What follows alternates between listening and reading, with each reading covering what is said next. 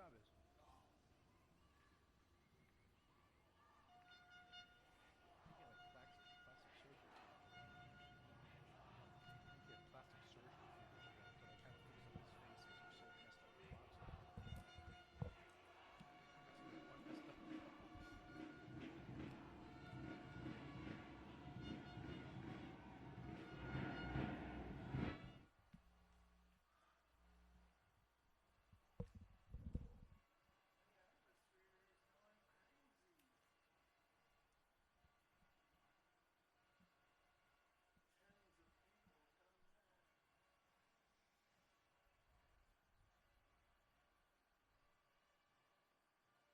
The Panamanians are, of course, going to root for the U.S.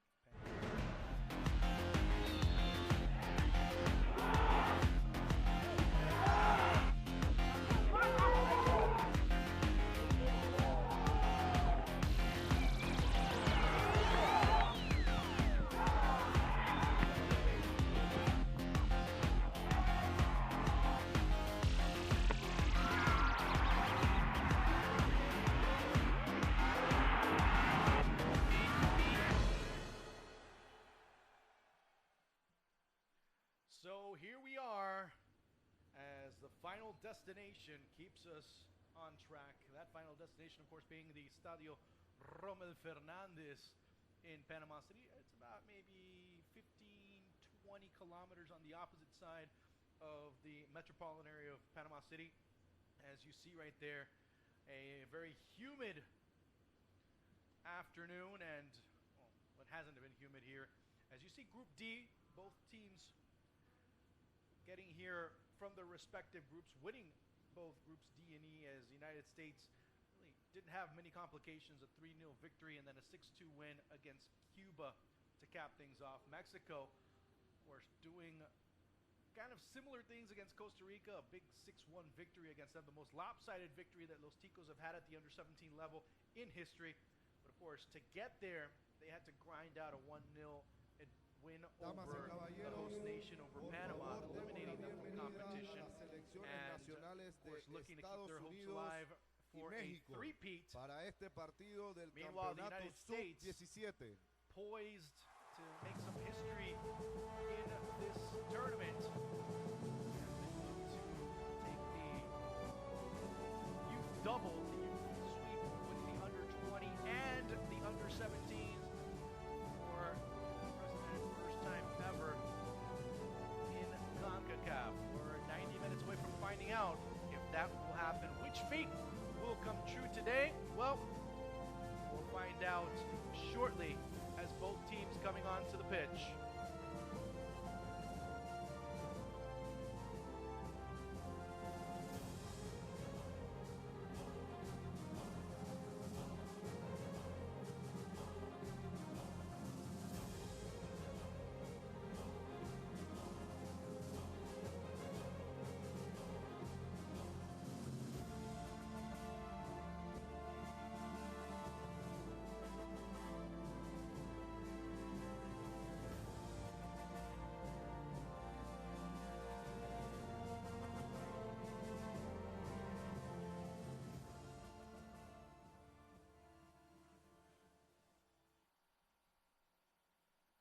Favor de permanecer de pie para escuchar el himno de Estados Unidos, seguido por el himno de México.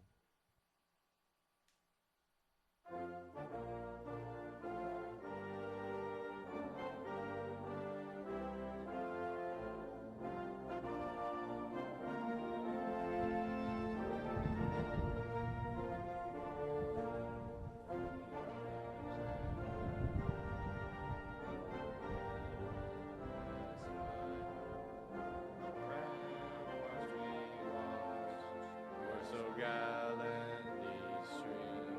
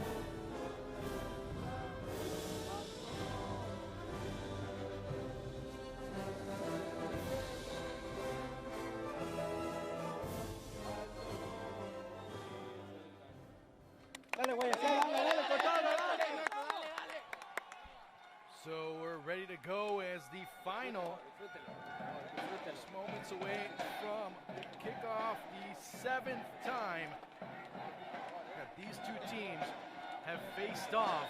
The last time it was the United States coming away with a big 4-3 victory against Mexico. First time ever that the United States had beaten Mexico at the Under-17 level, and they're looking to make it a second consecutive opportunity. As you see the starting lineup for the United States, the only change compared to the team that faced Cuba, of course, it's Chris Durkin getting the start. Chris Goslin starting once again. He got the start against Cuba. Durkin returning to the starting 11 yet again. The holding midfielder from DC United, of course, spent some time with Richmond Kickers the past couple of years. And you see Hector Martinez, the referee. El Salvador, first assistant, David Moran. Kevin Stevens of Guyana, assistant number 2, and Ismael Cornejo of El Salvador being the 4th referee. As fans and even some Panamanian fans coming and supporting the United States, as the percussion and the wind instruments coming from Los Canaleros. Marco Ruiz getting the start yet again for the injured Luis Gamis. He'll get the start. Andres Perez returning to the starting lineup for Mario Arteaga, as he got a bit of a break, and Victor Reyes goes back to the bench. Those are the only two changes, or actually one change, as it looked like Gamis was going to get a start, but at the end he was passed upon, as Marco Ruiz was able to do a good job, the young man from Atlas. So, as you see the benches, a very confident United States side, a team that showed a great deal of, dynamic, they've shown a great deal of poise. Now, you're playing on a bigger pitch, on a surface that's a little bit wider. So that should promote more offense. Now the big question is, how will these two teams press each other? How will they look to battle, joust in the middle of the pitch? And that will be one of the big keys, one of the big battles to really look at when trying to at least initially break down what this team is capable of doing. The United States, same thing with Mexico. Mexico in the first go-around against the United States, at times, especially after they took the lead early on in the match, they were a team that was more interested in dropping back and depending a lot on the counterattack. But it kind of nipped them in the butt as they saw themselves at times very complicated on the attack, because they really didn't have the spaces to break out from. If there's one good quality that you can bring out from this American side that is much better than Mexico's, is their ability to contain their opposition and really pin them back. And the U.S. found some opportunities from various distances. And that young man on the near side, I'm not talking about Ayo Akinola, although he was a very dangerous option for the States in that match too. Josh Sargent becoming a major player as we're underway. The final, as we find out who will go back home with the Concacaf Under-17 Championship. Both of these teams have already clinched a spot in the World Cup that's going to be held in India. They will be accompanied by Costa Rica and Honduras. That tournament, of course, will take place in October. One of the more colorful venues that you could probably go to for football, or for any sport for that matter. As the United States looking to quickly get out of their own back as it's Andrew Carlton being pressed.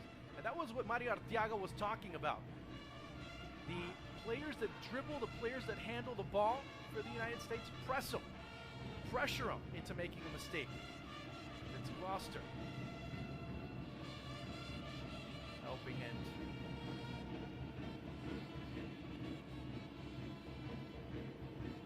It's Gloucester in the middle for Gosselin, looking to serve it through as the run was being made by Blaine Ferry. And you'll see Ferry going on the attack a little bit more. Durkin, of course, dropping back a little bit, and he will be that first line of protection. The two central defenders, they will need some assistance, especially with De La Rosa and the way he moves around from side to side. The way that Daniel Lopez is able to partner up with Jairo Torres as Mexico playing the ball out of the back.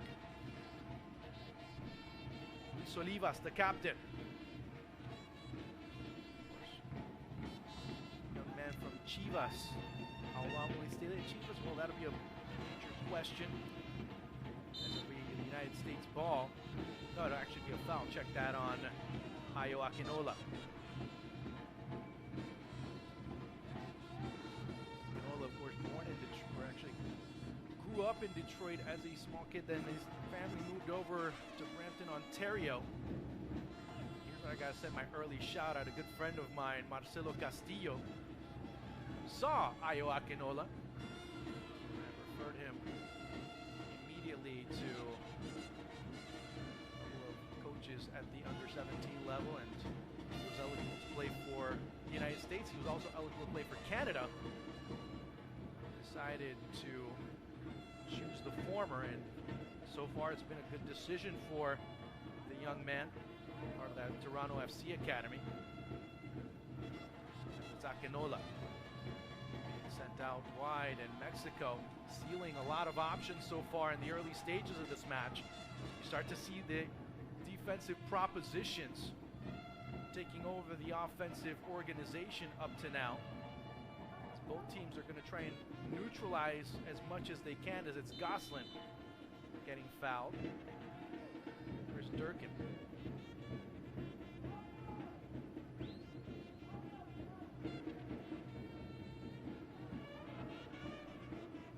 Sands.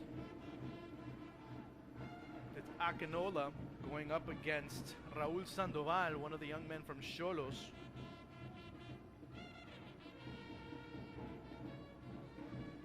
Sands camped down here on the near side as he's being a bit cautious with Daniel Lopez.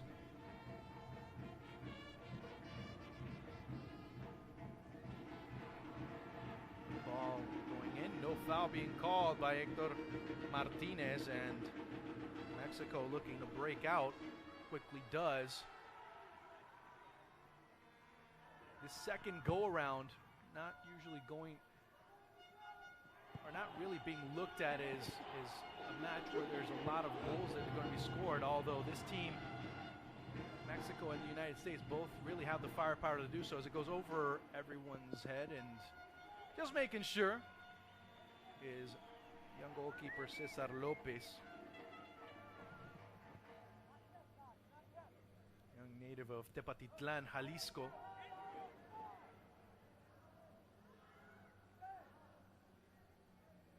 As we're only in the 5th minute of play. Ooh, bit of a mix-up. It goes to Akinola, and the ball gets blocked by Oliva just at the best possible chance he's able to get there. In the U.S. knocking on the door very quickly.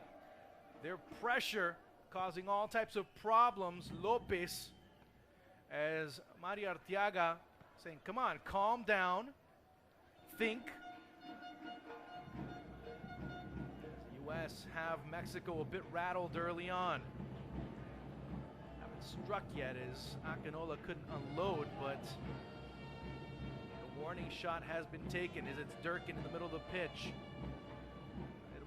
for Mexico's defense if they really want to hold the United States to be able to press in the middle. Durkin being an option, and it goes to Jalen Lindsey, and he has that ball taken away from him.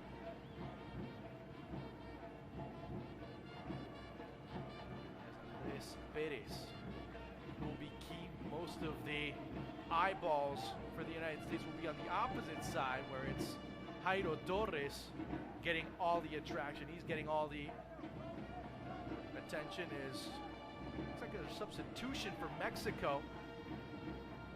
And yeah, it'll be Andres Catalan coming on, as Marco Ruiz is hobbling a bit. So in the 7th minute of play, we'll have a substitution for Mexico. Not the way you want to start out, but you see a player hobbling.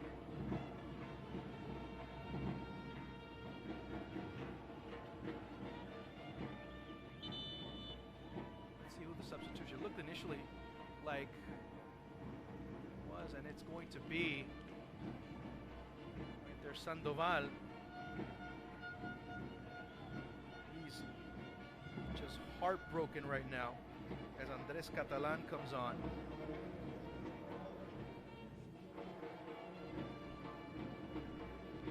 That was in the 7th minute of play. All coming through. So Catalan moving over to Sandoval comes out. Catalan comes on. It'll be an interesting matchup to look at, as Sandoval has had all types of problems. Looks more tactical as Mexico on their heels yet again. Here's Sargent recovering the ball. Sargent still battling, keeping it in front, but finally it's knocked away by Vasquez. Still not out of the woods yet as the United States pressuring. Early on, it's been the United States that have been the more proactive team, as Durkin drops it all the way back to James Sands. Lindsey to Durkin as he helps circulate the ball a little bit better. Carlton finds Lindsey as he's being marked by Catalan. He'll get his first bit of action. But Mexico a little bit too passive, waiting for that ball in the area, and finally it's cleared out as it goes to De La Rosa. Lopez goes down, no foul being called. Carlton opening himself up on the left-hand side. Meanwhile, Akinola spreading out. The United States again reorganizing themselves in the middle of the pitch.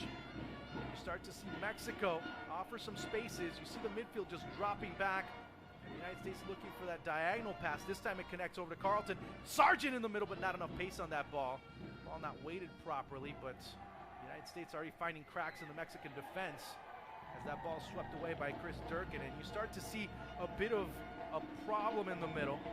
That first touch, that first ball, you're giving Chris Durkin a lot of space to really be able to place that ball, lead Andrew Carlton much better towards the ball. You're putting a player with those types of qualities in ideal circumstances. As the ball goes to Andres Perez, Lindsey bouncing forward, playing it well, knocking it to the opposite side of the pitch as it goes back to Luis Olivas. Goslin. It's Andres Perez. U.S. want to be able to keep play on this side. It's a much better, not as much dynamic. I mean, it's not minimizing the amount of ability that can be, a lot of chances that have been created down this near side as Carlton gets the ball. Now here's the U.S. pressing. Akinola coming through. Oh, the touch by Akinola. The first touch betraying him, and again the U.S. coming close. Mexico getting a bit rattled by those diagonal passes by Andrew Carlton. Now Mexico depending on the long balls. It goes to Daniel Lopez. He has Torres. A couple of players slipping around. That's something that you need to notice as well. Of course, these players have been playing on turf for the past 2 weeks.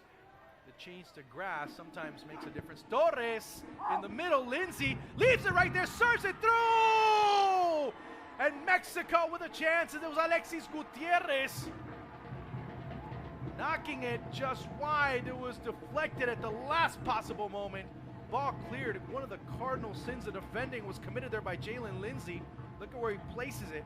And it's Lindsey recovering at the last minute, knocking it just wide of target. Mexico's first big chance. coming at the 11th minute of play. Let's see if they can follow through as Olivas. He'll be the target man. He's been the most dangerous threat as it's over the head of Olivas. Being one, into the middle it goes. They crash into each other, and the U.S. just knocked the ball away, just trying to decompress the situation a little bit more. Torres going out wide on the right-hand side, patiently waiting, was Adrian Vasquez. Mexico now looking to reset as the U.S. pushing out with Sargent. Here's Catalan getting his second appearance in this tournament. Andres Perez. Alexis Gutierrez, who had switched all the way over as a holding midfielder to essentially fill the gap by Catalan after he was making the run on the far side. Here's Torres. Nice play there by AJ Vasquez to calm down that ball. Durkin shielding and protecting it as it goes back to Chris Gloucester. Carlton, who's been the difference maker so far. He's been that different player for the United States throughout this tournament. I mean, the ball, the dimension of play, the amount of options opens up a great deal when you have Andrew Carlton being able to have that ball at his feet. He's been able to not just make a difference, but he's also been able to empower a lot of his teammates away from the ball. They run very well. He finds the best possible pass. And it's Akinola. Ferry trying to control it, but it goes to De La Rosa. Lindsay as he's being pressured, but it's Sands beating him to it. Finally, it'll be the United States ball as we're already 13 minutes in. Remember, in this match, if after 90 minutes both teams are level, they'll go straight to penalty kicks. Sargent, Carlton open. Sargent trying to make himself a better option. The referee says, no, play on. Hector Said Martinez as De La Rosa was offside, but that ball goes wide, so it's a bit of a moot point.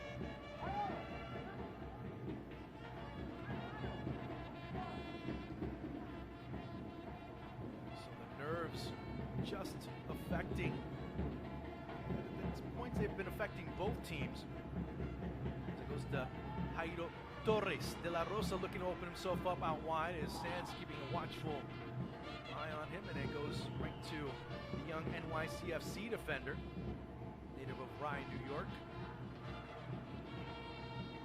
Alexis Gutierrez, Daniel Lopez. Carlton drops back and takes the ball away and carousels his way around. Nice little roulette that he makes right in the middle of the pitch to maintain possession for the United States as he waits for support. The overlap coming. There's Lindsay to Akinola. Sealed. And Mexico will have to shift over as Durkin sends it further out to Gloucester.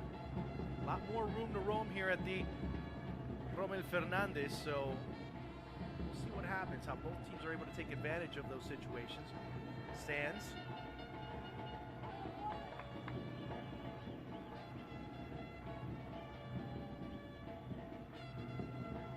Gloucester. Carlton shifting over towards the middle. Ferry.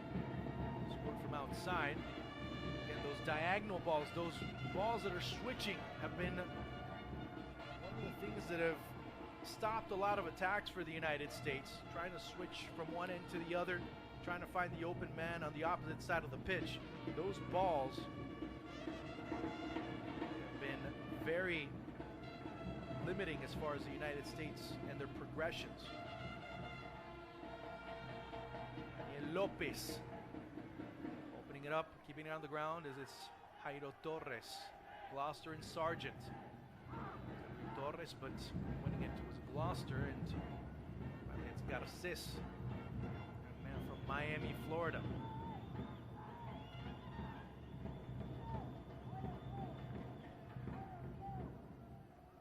There's Garces with Kendall United.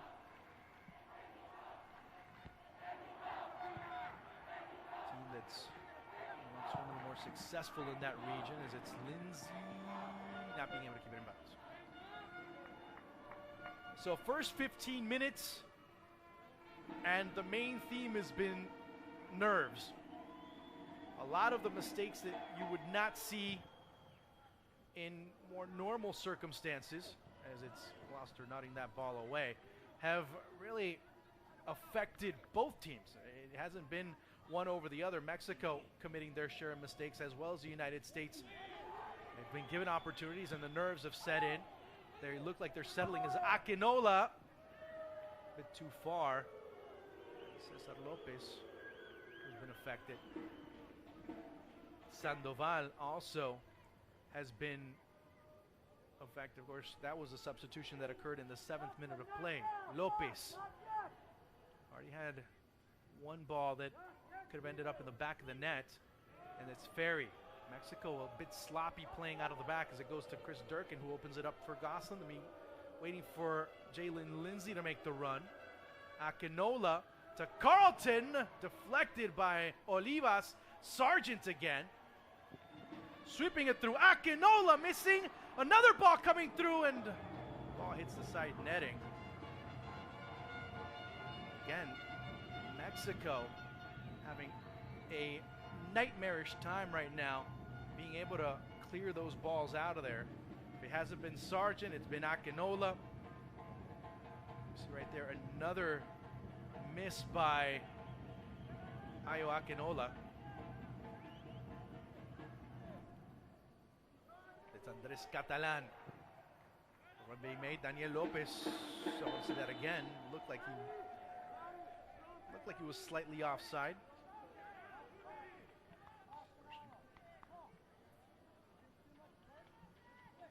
Mario Arteaga pacing from the edge of the touchline to the bench and back. Body language, a great deal of anxiety right now. Sargent losing that battle to Vasquez, but recovered finally by Gloucester. Carlton. Foul being committed there by Carlton, coming in with his cleats, but Hector Martinez well aware that he does not want to change anything by giving an early card if not necessary. If it's not necessary, especially knowing that there's 15, 16, 17-year-old kids that are playing on the pitch at the end of the day. Jalen Lindsay winning another ball in the air as it goes over the head of Gosselin. Akinola again very active so far. Andres Perez, neither team being able to control it, as Lindsay, and of course both players in the middle of the pitch. Looks like it's Gosselin. Can't quite get an eye on who the other player is for Mexico. Right there. Marco Ruiz, both colliding.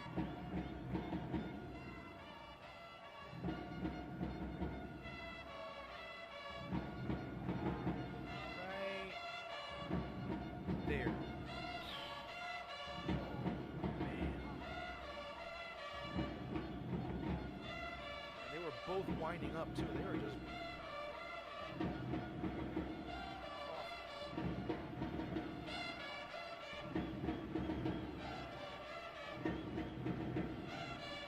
Georgia Costa warming up for the United States, a native of Hollywood, Florida. Also for Mexico, another player warming up. Looks like it's going to be Luis Gamis. So, let's see this.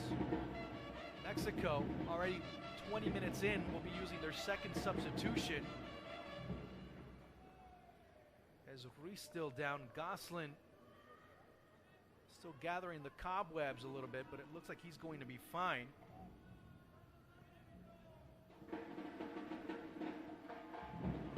And to revisit this factor, this bit of a caveat when things play out, there's no coach expects it. They do prepare for it in the event that it does happen. Mexico will be down 10 men provisionally. We'll see what happens if the man from Morelia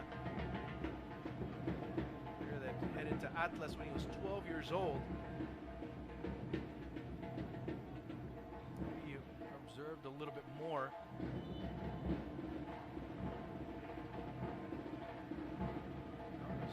Looks like Carlos Huerta getting up, and he'll come on. So the second substitution for Mexico in the 21st minute. We'll see exactly when it does happen.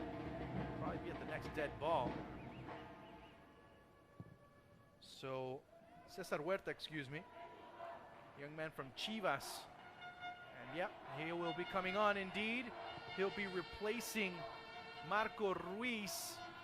Gamis was warming up rather frenetically as it goes wide in Mexico. Yeah, Ruiz is going into the dressing room as the United States with Vasquez. Durkin.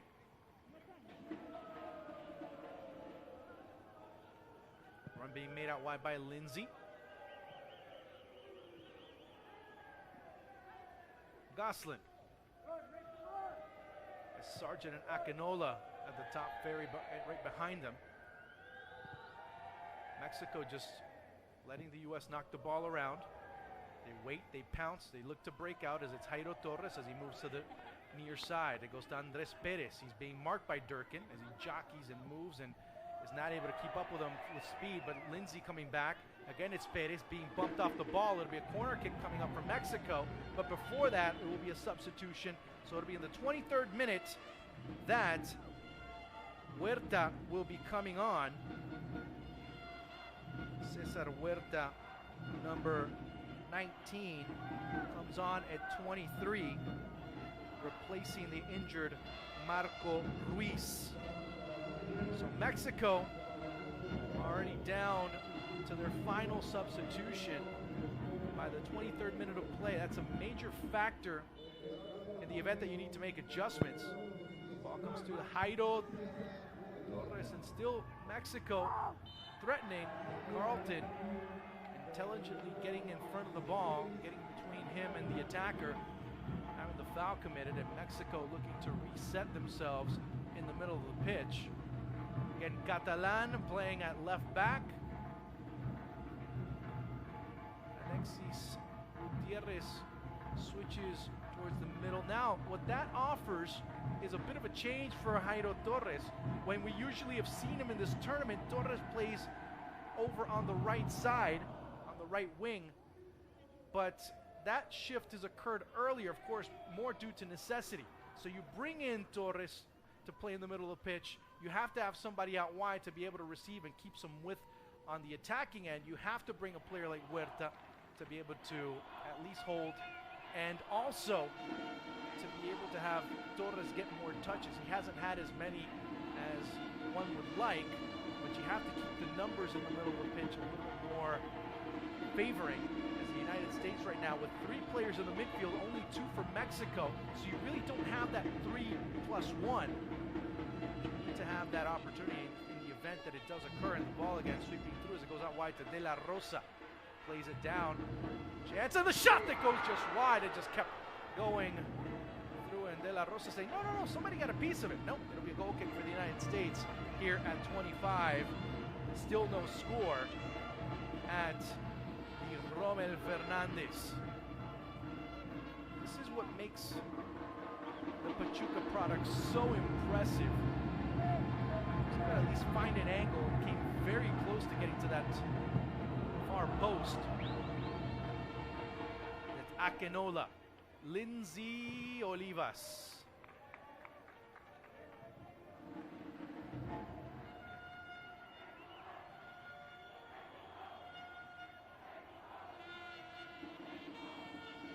As a foul being called, Mexico will get the ball back.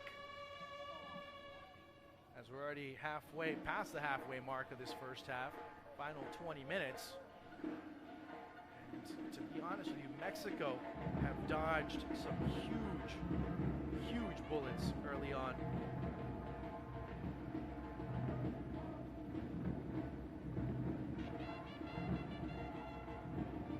Of course, this is one of many big games that these two national teams will be having from now until October. Lopez. Again, connecting him with De La Rosa with a chance! The save by Garces! Tremendous save by Justin Garces. Slipping through, and Gloucester looking to answer back. Carlton looking for Sargent, is being marked by Robles. Back to Carlton it goes, but surrounded at times by 2, 3 players, Andrew Carlton. Mexico looking to play, use the spaces to their advantage. Pass not too concise, and the foul being called on Andres Perez. But De La Rosa, again, another chance for Mexico. Here from the left side, and Justin Garces reacting very well, preventing the first goal of the match.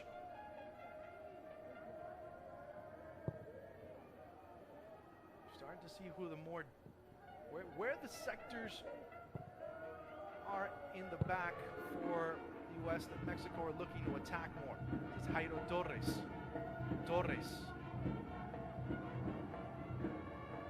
In this formation, you start to see Torres become that polyfunctional attacker. Sargent looking to make the run, but quickly recovering Mexico with Andres Catalan.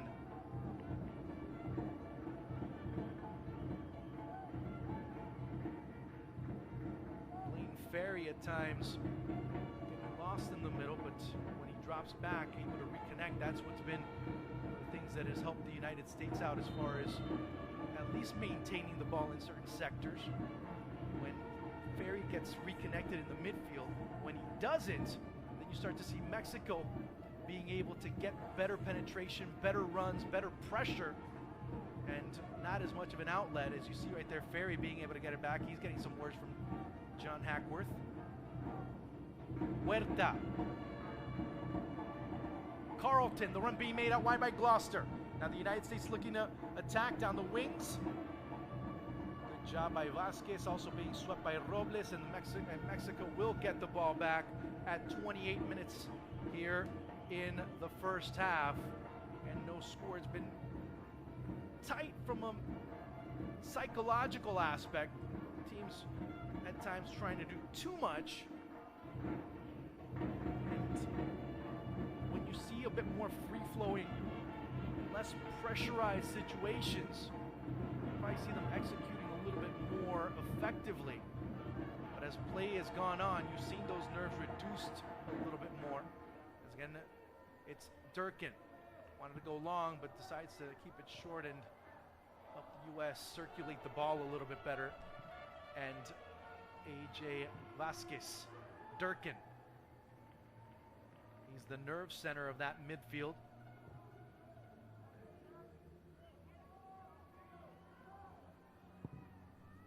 Out wide to Akinola. Brought down nicely. Akinola. Catalan as the foul in favor of Mexico. And you start to see a bit of back and forth, a bit of toing and froing, and Akinola gets the ball, connected well, but as soon as he gets it, he's like, okay, now what do I do? Sort of being able to understand where he needed to be.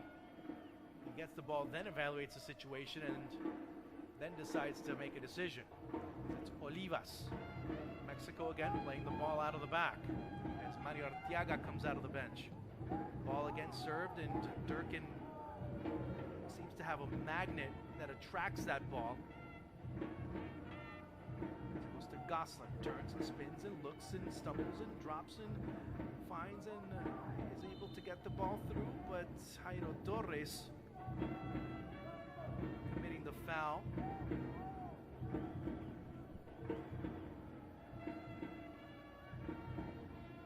They're just, wouldn't call it an arm bar, but is grabbing Gosselin's arm. De La Rosa comes through and he says, hey, he touched the ball.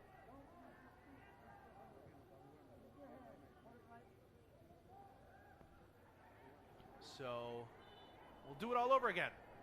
Sargent looking as that ball will most likely be intended for him, but it goes right into the chest of Cesar Lopez. Deep ball again for De La Rosa. It goes past him. Here's De La Rosa giving chase. De La Rosa. De La Rosa goes right behind his Sands is able to get a piece of it. Looking for Daniel Lopez, who's looking for his 7th, trying to filter it through. And again, James Sands saving the day for the United States on 2 occasions there. It goes to Blaine Ferry.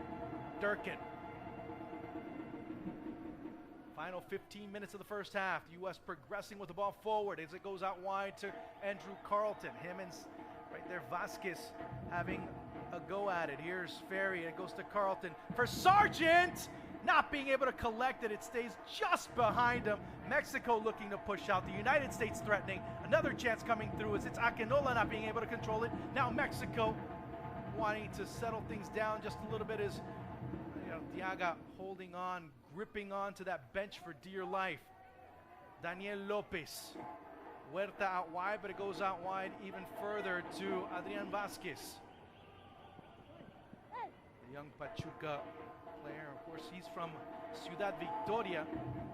Pachuca saw him at a youth tournament at the under-10 and even under-12 level after that tournament when he was 12 years old.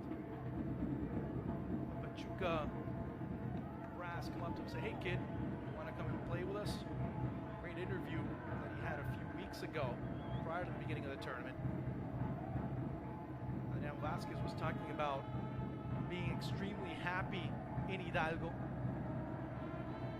It's a long trek from where he went to where he was, from Morelia to Pachuca.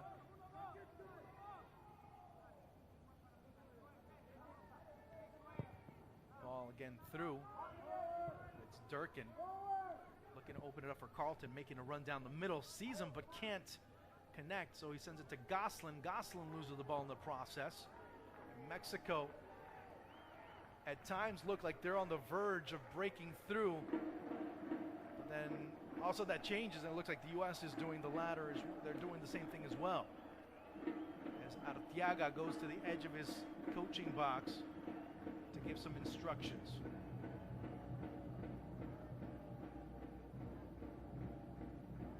Olivas.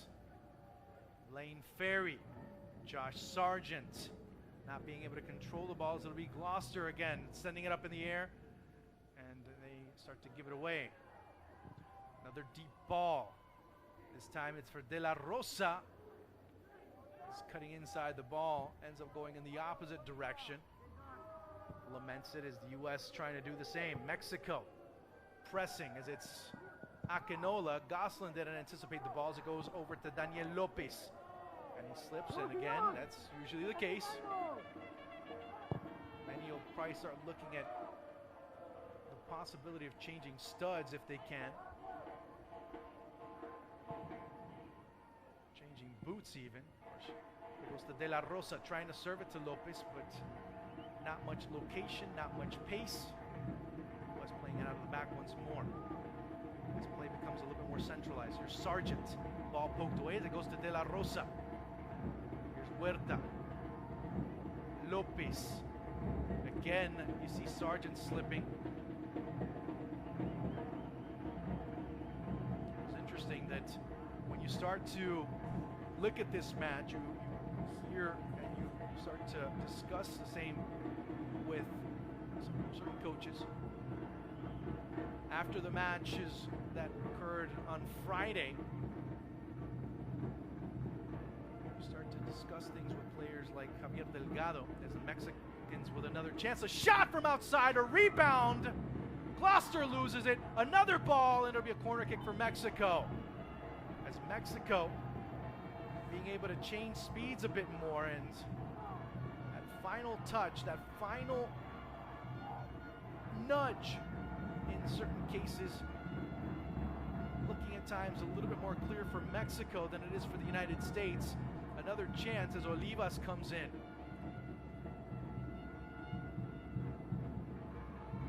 Huerta looking to go first post. It'll be Olivas coming through, and De La Rosa stands there, says, No, it'll be a corner. No, it'll be a corner. No, it's going to be a goal kick. Sorry, from this angle, it looked like the referee was pointing towards the flag, but in reality, he was pointing towards goal.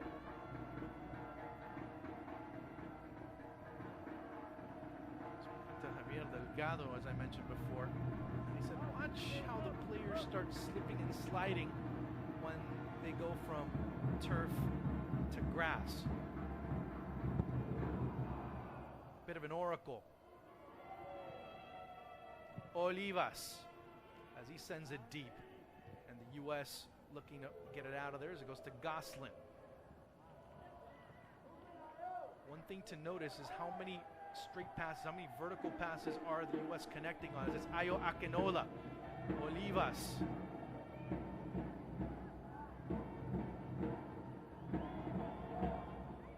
Torres, as we get into the 37th minute of play, and still no score here at the Romel Fernandez. Goslin. Ferreira Akinola. Olivas giving chase. He's a bit out. Sargent! Oh, that ball at the last minute skips on him, but he's able to maintain poise. Sargent blocked away by Robles. Try it again. It'll be poked away, and the United States with a corner kick in the 37th minute of play. No, it'll be a goal kick, excuse me. It looked like initially from this angle, Sargent was able to get the goal kick, but, or excuse me, the corner kick, but it ended up being a goal kick, so much for my own mental twist.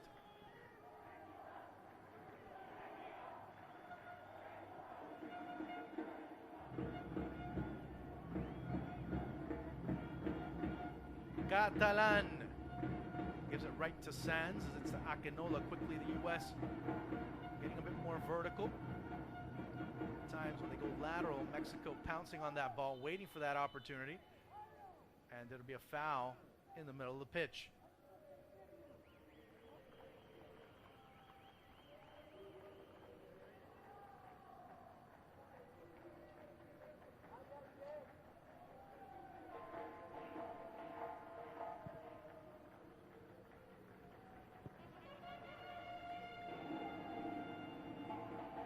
Carlton looking to set it through for Akinola!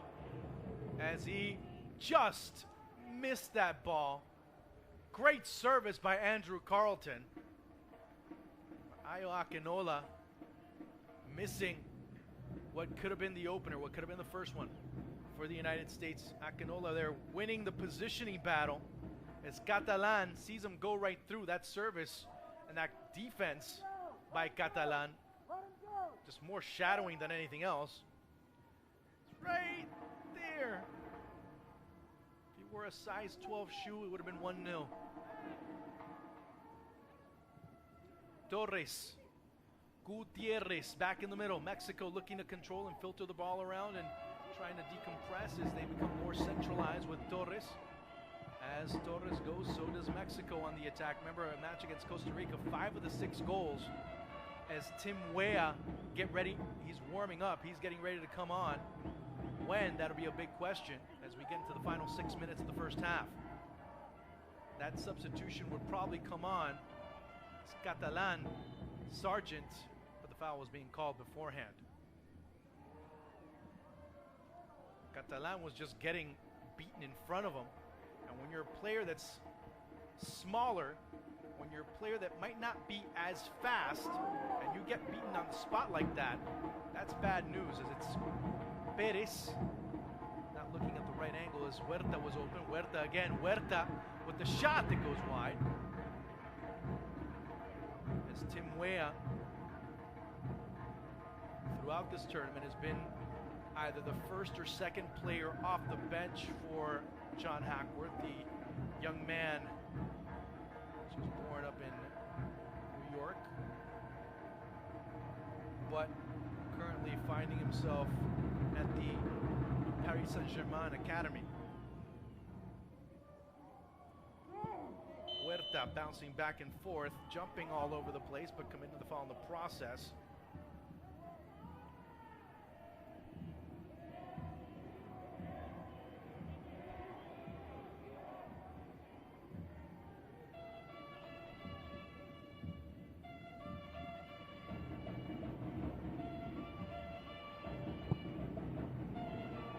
Akinola. Bringing it down as Sargent chases it through, but it'll be recovered, at least briefly, as Gosselin gets it right back. Blaine Ferry camping out as it's Gloucester. Will be converged there on the far side to cross over everyone's head and out of bounds. Mexico will give that all day long, as the U.S. coaching staff that is in the bleachers are already making their way towards the dressing room to assess what has occurred in the first half. We get into the final 4 minutes of this match that has seen both teams have their respective chances. And those opportunities really have been so close, and it's just been a matter of execution, timing. Why not just lady luck being on one player's side or the other? Gloucester, Carlton, as he's written down.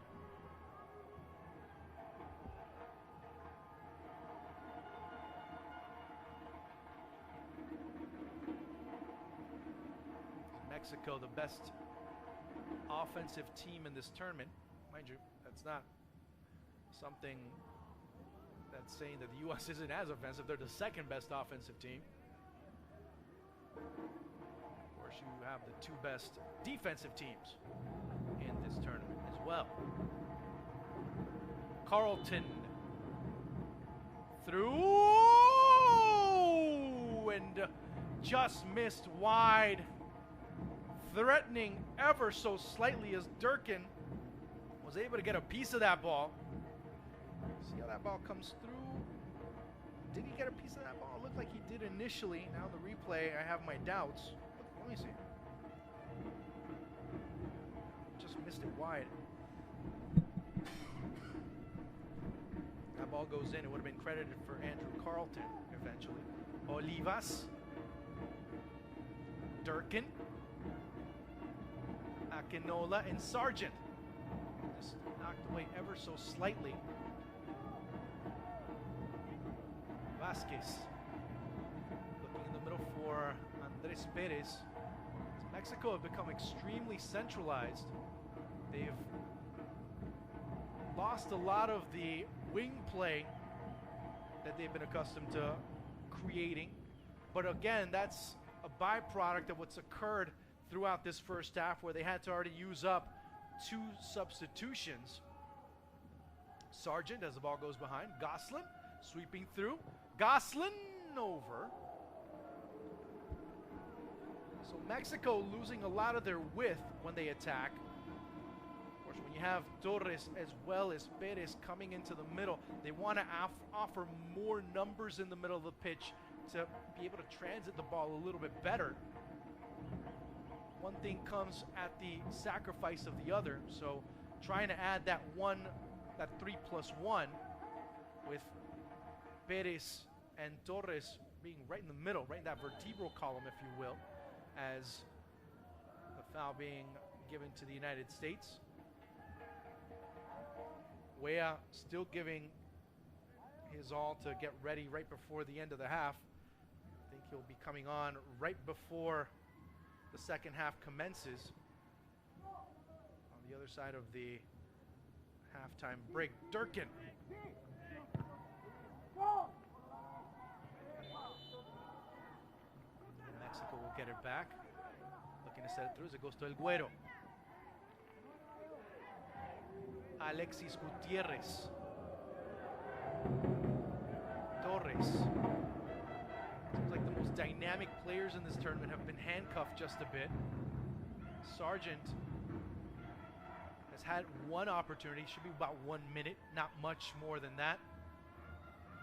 Maybe 2 if you start looking at the collision right there, 2 minutes. As the collision that Gosselin and Ruiz had, that did take up some time, as it'll be Justin Garces who had a huge save on De La Rosa. And of course that saved the United States on that occasion. Mexico and the United States on the verge of going to the break, not having scored for the first time in a half in this tournament. That could change right now. There's still time. It's Gloucester. Ferry. And it's Akinola for Carlton. A bit of reduced space. It's Goslin. Has to take 2 or 3 touches to settle. Goslin dribbling through. Goslin has the ball taken away as it's Olivas. Looking at someone to break out to. It goes over to Daniel Lopez. Jairo Torres. Andrew Carlton.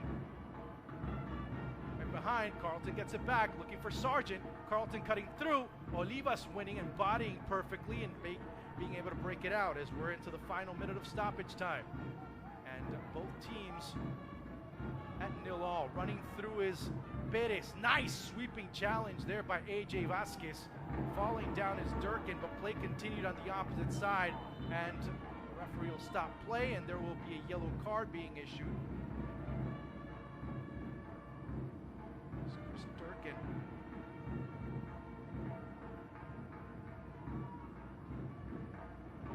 Made his pro debut. You can see right here, Huerta. And there, the thigh getting caught in the hip. I mentioned Chris Durkin made his professional debut last June. I don't know, people could say at this stage a little over 11 months ago, as he was part of a DC United side that played the Fort Lauderdale Strikers in a U.S. Open Cup play. And that'll be the end of the first half. So no score after 45. But both teams have had their chances. Nerves and injuries were a major theme, but chances wasted were even bigger, as we're scoreless after 45.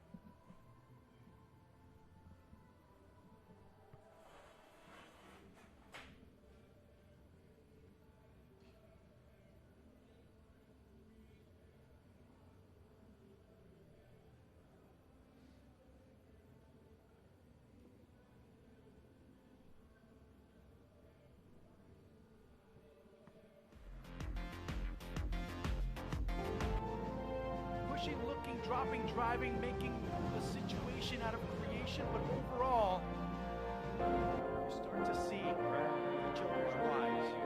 Why are we here? Of course, first and foremost, these two teams are the best of the best in Concacaf.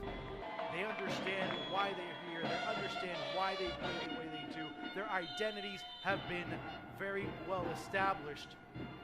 But early on, we saw some issues. We saw some nerves coming through and overshadowing a bit of the performances. As you see right there, inches. That's what really changes at times a team from being good to being very good to being great. Those inches, those moments that have been so complicated. But other adjustments. There's things that aren't expected. You don't expect to lose 2 players in the first 20 plus minutes. So what do? You start looking for chances from the right, from the left, from the north, from the south, from the east, to the west. Well, Justin Garces, regardless of where the compass was heading, he was able to step through. The U.S. continued their persistency. They continued to move the ball around thanks to Andrew Carleton, but also thanks to fate. We're still even because these 2 teams have gone at it since the beginning.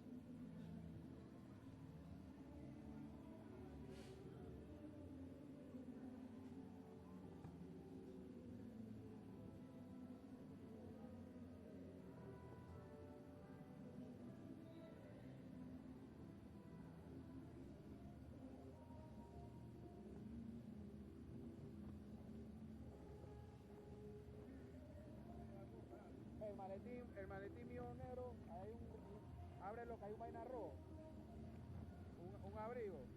Ya. Está abajo del chiquito ese. Sácalo, copia, Ok. ¿Será que iba duro para que no iba premiación ni gorda?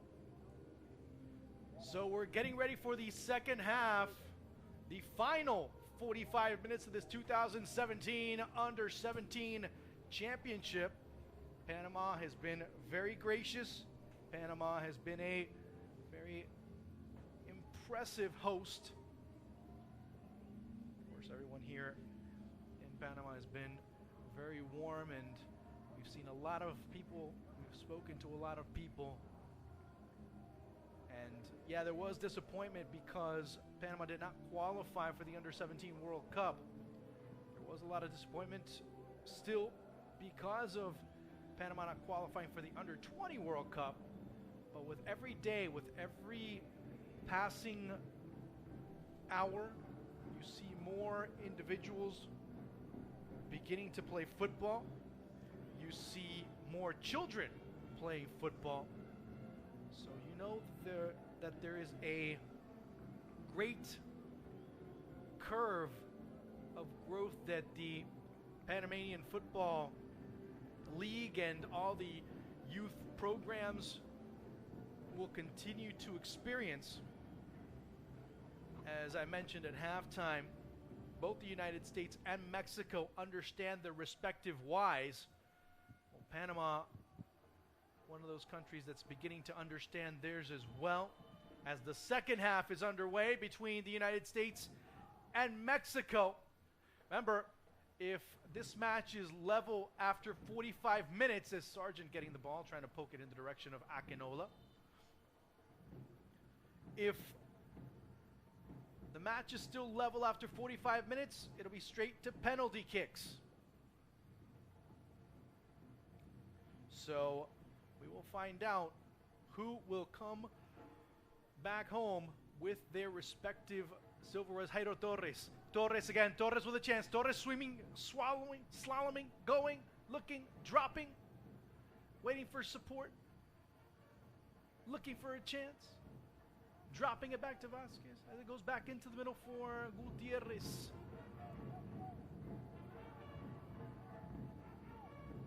It's a very centralized Jairo Vasquez. Is a very different Jairo Vasquez. And a more centralized Andres Perez is a very different Andres Perez. We'll see what Mexico decide to do, as an adjustment needs to be made. Mexico lost that edge at times when they started to centralize play. They became a very narrow team, especially when play was being generated out wide. Here's a good ball, looking for Daniel Torres, waiting for some support. Is Jairo Torres coming through? Cut back inside. Good chance as it goes a little bit too far in the air and recovered by Chris Gloucester.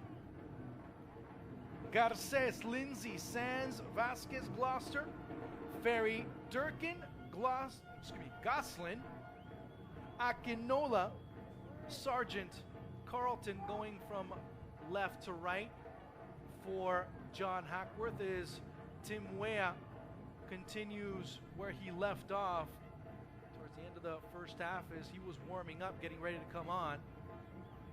He'll be the first option off the bench. And just based on where he's positioned on the pitch, the most logical answer would be that he would be coming in for Ayo Akinola as Jairo Torres. Remember, Mexico with one substitution, U.S. still with their full complement of substitutions at their disposal. Gloucester, Sargent camped out right in front of Olivas.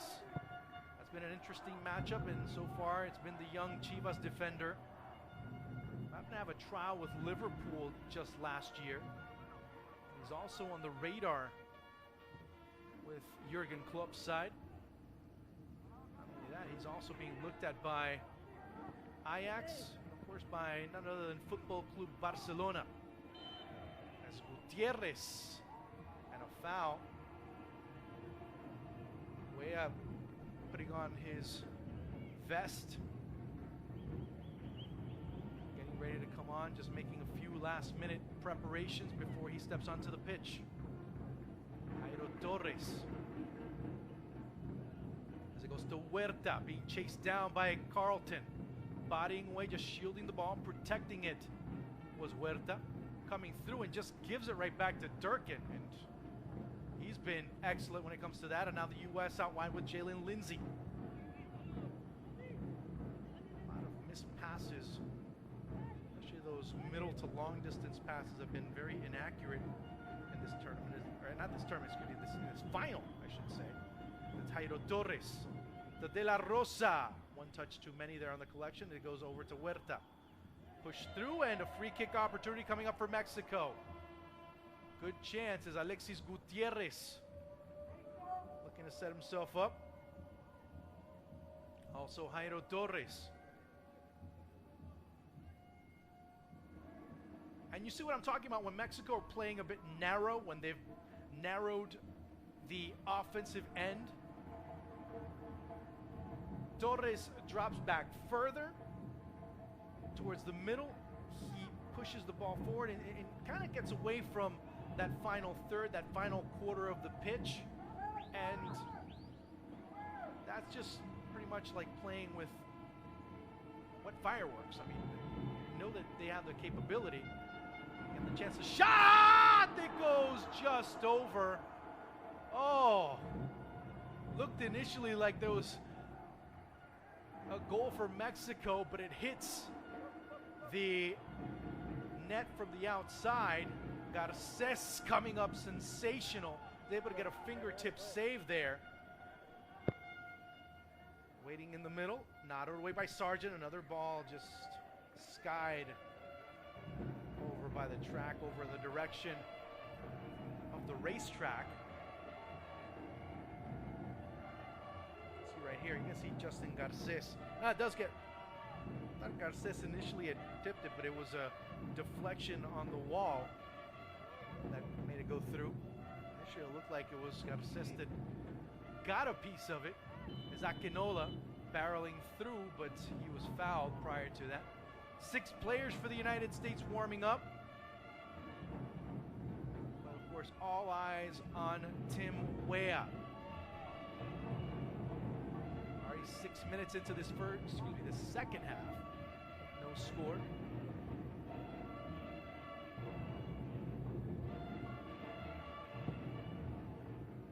Akinola being marked by Olivas. Torres, when he goes in transition, he's dangerous. He has a lot of room. Here's a good opportunity for Mexico brewing. Barrels through, hurdles through. Mexico with the chance that goes just wide. It'll be a corner kick for for Mexico. Kind of difficult for the U.S. to have a corner kick on that side of the pitch right now.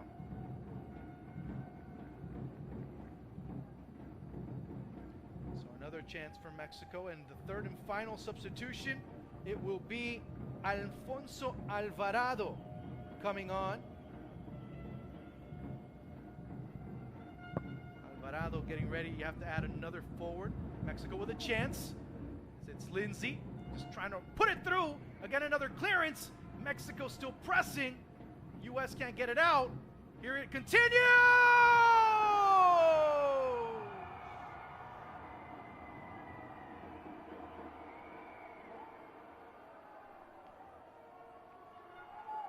All bets are off. And the substitution will come on. It'll be, let's see, right. Not sure what happened there. Looks like it hit his chest, but might have also hit his. It's a bit blurry on the replay. So let's see here. This is probably the best angle you're going to get. Maybe not the best angle, but on that angle, you could have probably said that Lopez brought it down with his chest, but Jesus Andres Perez comes off. Alvarado comes on. So you, with this substitution, have a 4-3-3, but you also put Jairo Torres back out wide. As Mexico now getting a bit more confidence, especially in closed spaces, as De La Rosa charging through. Here's Huerta. Serving it right into the hands of Justin Garces. Seeing it again. That was awfully close. But again, understand where the referee was positioned. The angle where he saw it is it goes to Akinola, gets a piece, it goes right behind. And Akinola's been having those first bounces where he has to play the ball. He's been playing tricks on him. Of course, the way it bounces here, you have a little bit of a reverse when the ball is moving forward. When it's passed into the area, Sargent brings it down. Sargent fielding, shielding, protecting, but not being able to keep it as Sargent drops back. Now, with Sargent, we've been seeing a quality that we haven't been able to talk about. As he drops back, he lost the ball, he drops back, recovers the ball, runs back, okay, he loses it again. But that's a quality and a bit of work as an errant pass there by Huerta. Akinola, Goslin, out wide is Carlton. Hits it into the track. So, I mean, on that sequence, what Sargent did, you have to give him a great deal of praise to work as Tim Weah finally coming on. He'll most likely be coming on for, let's see, he usually plays on Akinola's side, so he'll be probably coming off for Ayo Akinola. And that I'll see the United States playing with 3 forwards and Andrew Carlton. So I doubt that Goslin will come off. I also doubt that Carlton will come off as well. Ball comes through. It's Alvarado. Gloucester. Here comes the substitution. And it'll be Ayo Akinola. That'll be the first substitution of the match, coming at 56 minutes.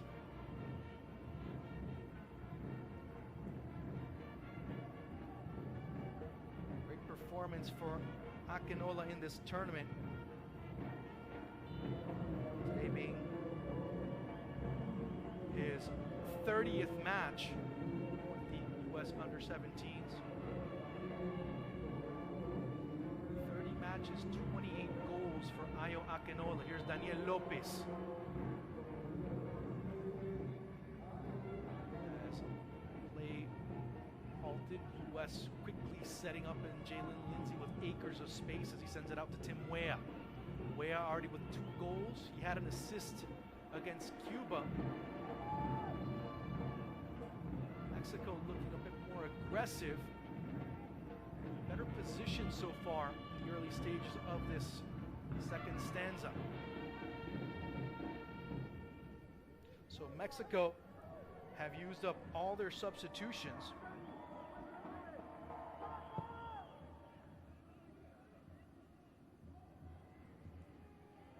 Goes to Lopez. And a foul being called. The referee doesn't give advantage. And Alvarado getting up and a chance coming through. Been some close calls here. As Goslin gets caught.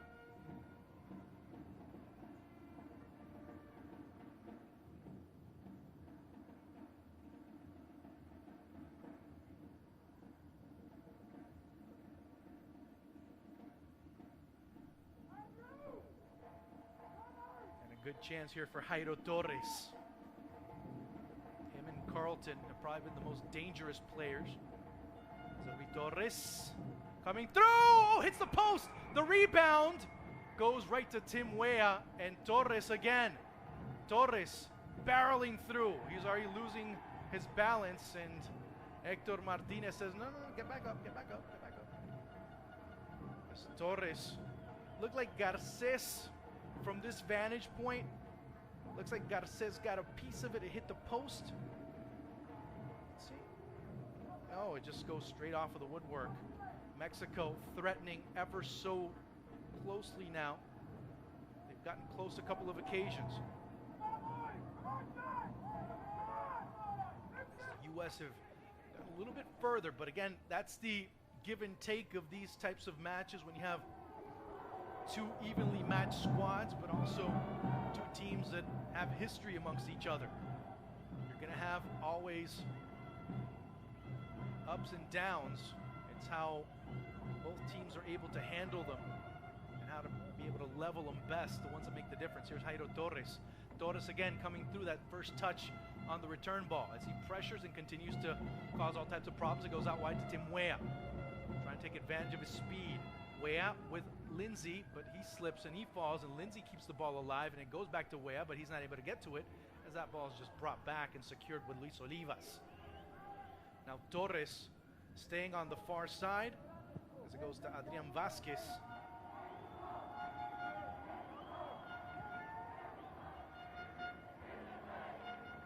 Lopez as well as De La Rosa in the usual positions. Huerta coming in through the channel, trying to make himself available, but again, it shows you who are the players that are keeping Mexico out wide. It's the outside backs. As this time it's Catalan.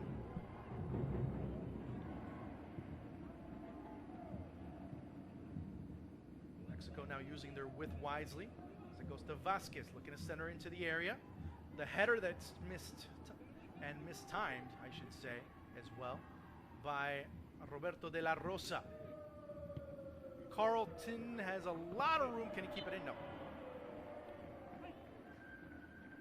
As fans start looking, you start to see, especially in the on the near side of the pitch, fans of both Mexico and the U.S., as soon as Carlton got that ball, their heads just bounced straight up and they started looking to see what he was going to do. That's what he can do in open space, so that's what type of attention he does garner, as you see right there. Jairo Torres, yeah, he's not that far off either. You'd be very unwise to not pay attention to the young man from Atlas. Big chance coming up here for Mexico. They've been able to, at times, corner the United States on set pieces and, of course, second and third balls that have resulted, at least in this first half. It's Torres looking to put it through. Goes to Sargent. Okay, no, it's going to be a corner kick. As first assistant David Moran says, no, it went off of Sargent. It looked like it did slightly, but wasn't too sure from this vantage point.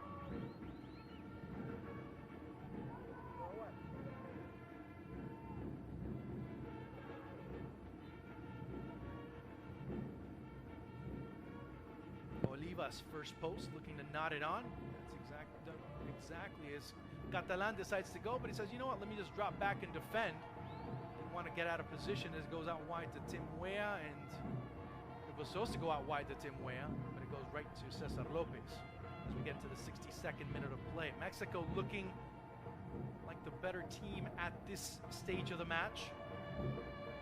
Again, it's just the ebb and flow of the game that has certain teams, one team playing better than the other, but we've seen other moments where it's been Mexico that's been on the ropes. Here could be a good possibility. It's Carlton. Ball bounced. Andrew Carlton taking advantage of what was a horrid gaffe by Cesar Lopez. Andrew Carlton puts the United States up 1-0 at 63. And it's all a result of a poor clearance. You're not going to see it here, but of course, Weah, well aware of it, says, you know what, let's keep it alive. Carlton coming through, and the United States up 1-0 at 63.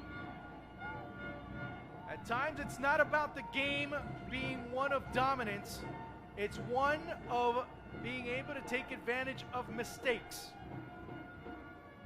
And that, ladies and gentlemen, we don't see it on the replay. That was a mistake by Mexico.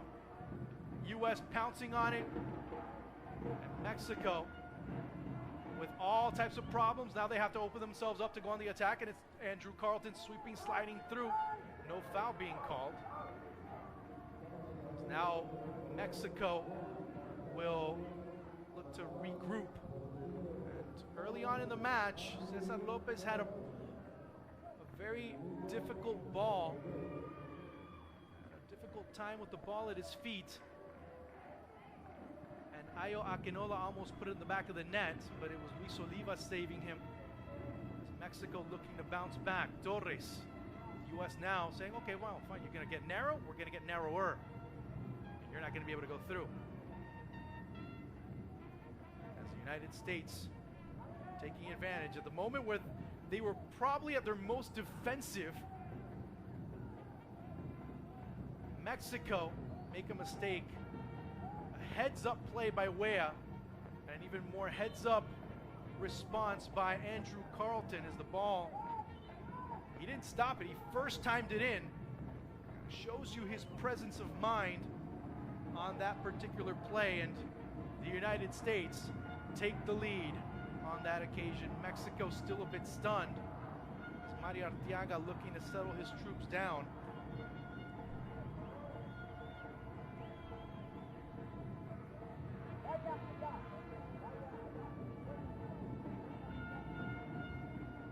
Right now, fourth referee Ismael Cornejo talking to the U.S. bench. Ball coming through, knocked away by Sargent. Not the most memorable performance for Sargent so far in this tournament. He's had some gems. Today's not about shining performances. Today is about execution. And as of right now, it's the U.S. who are out executing Mexico. Torres. Sargent. And John Hackworth just lets that ball roll by.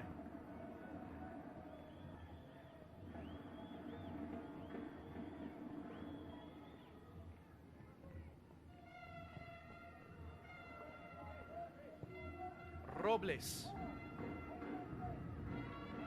First touch for Lopez since the goal.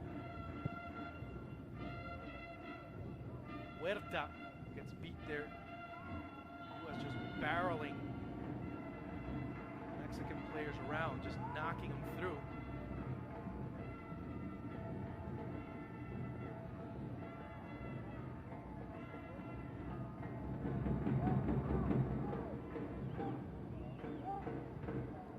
Torres again. 8 players defending for the United States. Get into the 67th minute of play. Mexico looking to equalize. The header that goes just wide.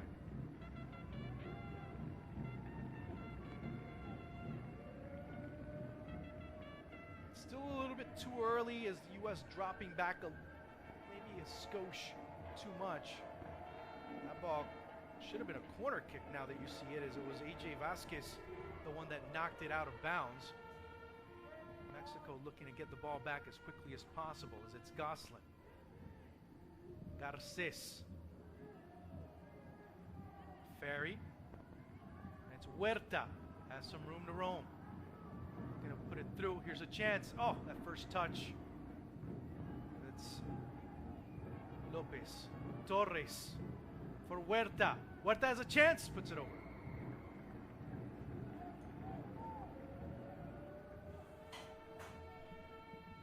Mexico missing their opportunities. Again, goals you don't score get scored on you. And that's never better the example than right now.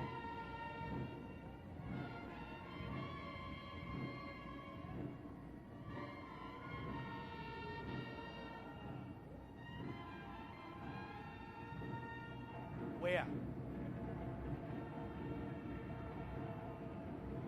Ferry. Not being able to control it, but keeping Mexico away from, well, another errant clearance there by Lopez. Weah, this time looking for Sargent, with Olivas getting in front of that ball.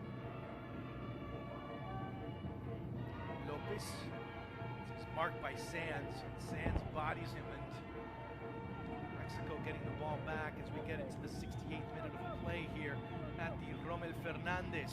1-0 in favor of the United States. Goal by Andrew Carlton.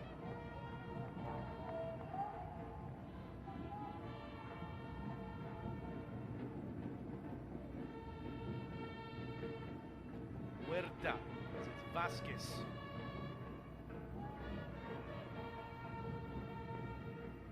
Torres. Torres trotting in the middle of the pitch.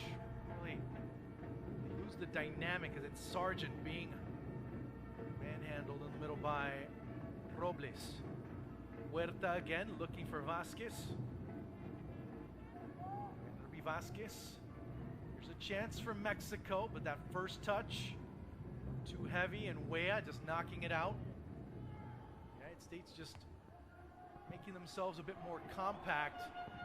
That midfield, you have that back line of four on top of him. You have Chris Durkin, and then of course Gosselin dropping back a little bit more.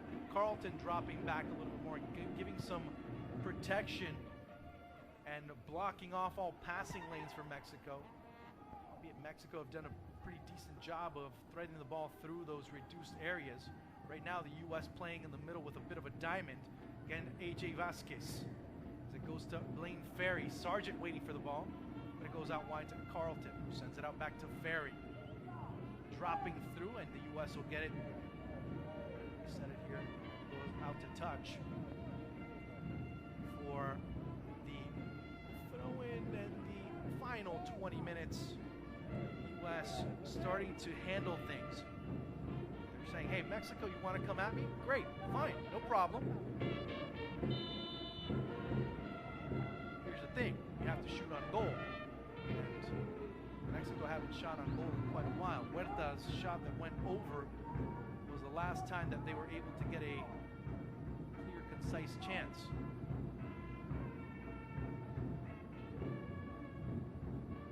U.S. 20 minutes away from a historic youth double.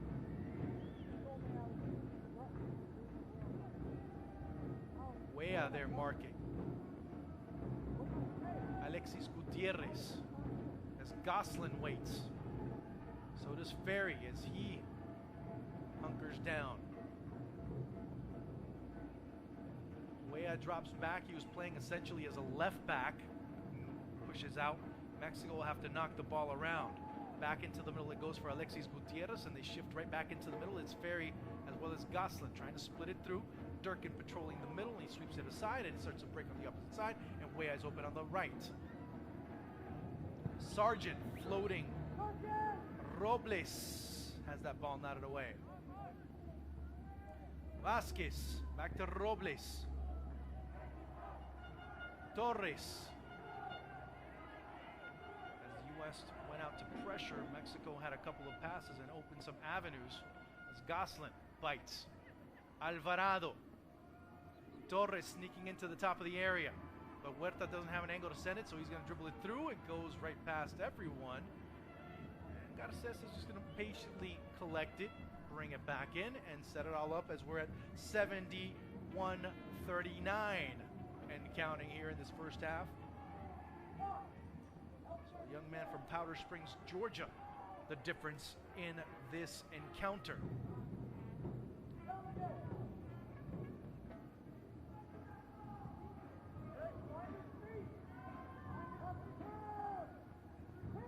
Again, you start to see why many, talking to individuals that have been analyzing this tournament, that have been scouting this tournament, and they look at Andrew Carlton as that different player.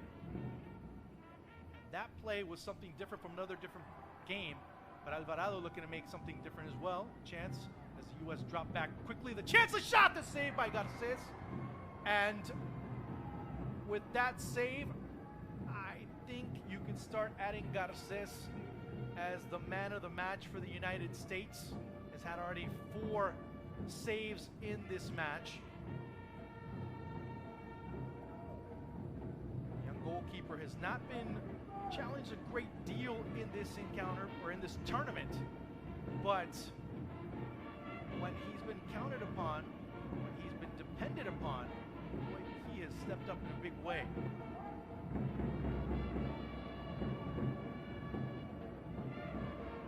Man, he's from Miami, Florida, but his parents from Venezuela.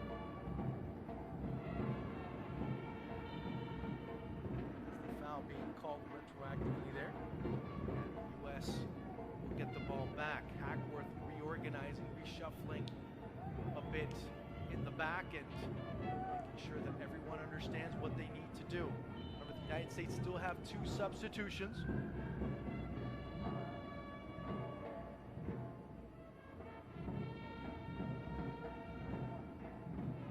Way has been the only sub up to now for John Hackworth.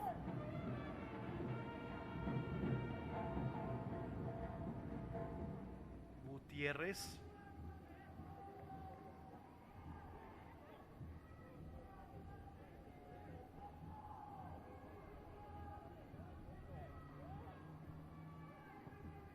Mexico not being able to find a way in the middle. U.S. complicating. Weah.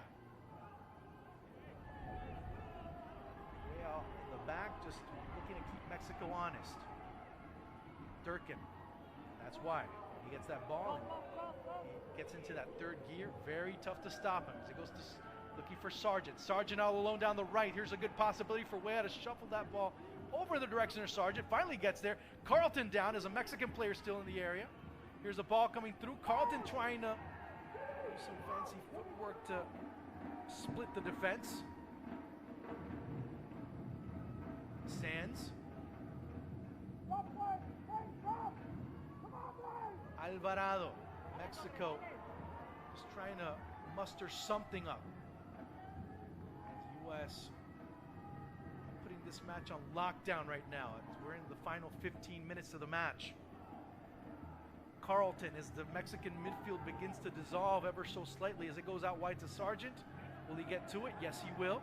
Carlton slowly coming into the area. Sargent looking to win the ball and cuts right through. Another mistake by Mexico, and this time they end up unscathed as you start to see a bit more transit in the middle of the pitch. The U.S. just dropping back. Mexico's midfield beginning to fizzle as their attempts to go on the attack start to show signs of desperation. Give a lot of credit to the defensive standing of the United States, putting those 2 lines of 4. And then if you even want to add Durkin in the middle, he's just been a stalwart for the United States in the middle of the pitch throughout this entire tournament. Here's Jairo Torres, first touch again, and it goes in the middle. Here's a chance for Alexis Gutierrez. That shot, not very powerful. Gets on top of it a little too much. Garces just sees that ball out. That has been probably the closest ball that has come in the direction of Justin Garces the past few minutes. Of course, there was a shot that was taken earlier, just a few minutes ago, that he saved. Before that, it was the chance by Huerta that goes wide, and then before that, the opportunity by Jairo Torres off the free kick that ends up hitting the post. So after all the possession and everything else that's occurring as the rain's slowly coming, how long will it be before the United States can hold off or Mexico can equalize? We'll find out before those rains come in. Carlton.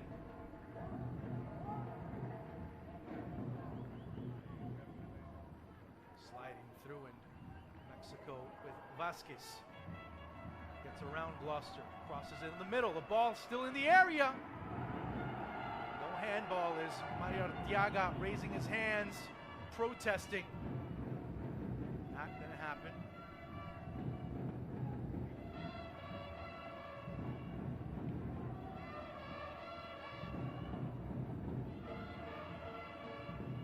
Torres. 77-29, 77-30 now and counting.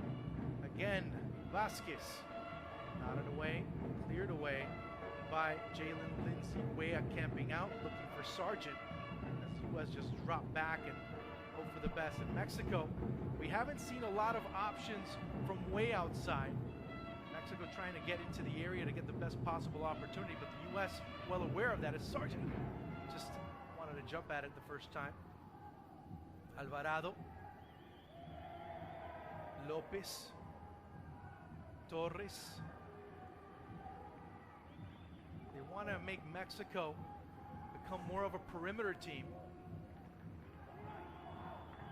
At least they're accomplishing that in practice right now. Mexico with only 3 players, now a 4th coming in the middle of the pitch. Deep ball by Lopez, Cesar. As the offside being called out, Tiaga beside himself right now.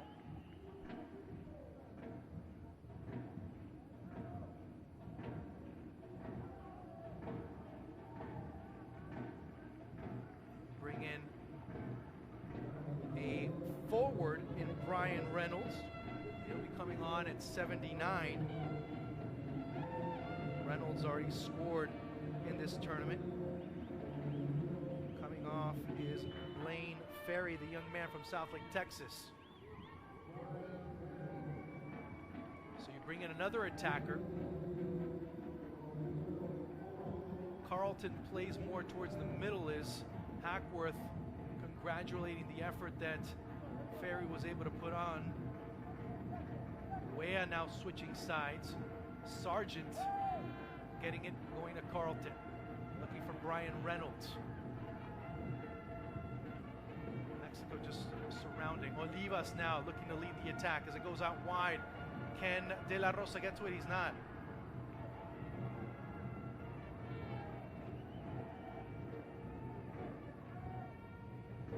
So a bit of change in shape for the United States. You bring out a midfielder, you bring in a forward, because Mexico really haven't done a whole lot to cause problems in the middle. So you drop back Andrew Carlton, put him in the middle of the pitch, where he will have a bit more space, because Brian Reynolds will go out wide to his, at least initially, to the right. You won't commit so many attackers. You won't commit so many attackers, and Mexico are primed for a counterattack because the midfield pushing up so much, and the defense having to be so far back and reduced in numbers, because also the fullbacks are committed to keeping play wide.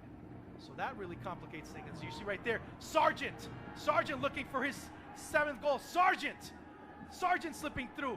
Lopez not having the right angle! And by a stroke of fate, the U.S. have not locked up this match. That ball, Lopez was caught in a position where Sargent, even with 2 less touches, could have gone near post and sealed the deal for the Americans. That could have been it. But still, Mexico alive as the rain's now coming down.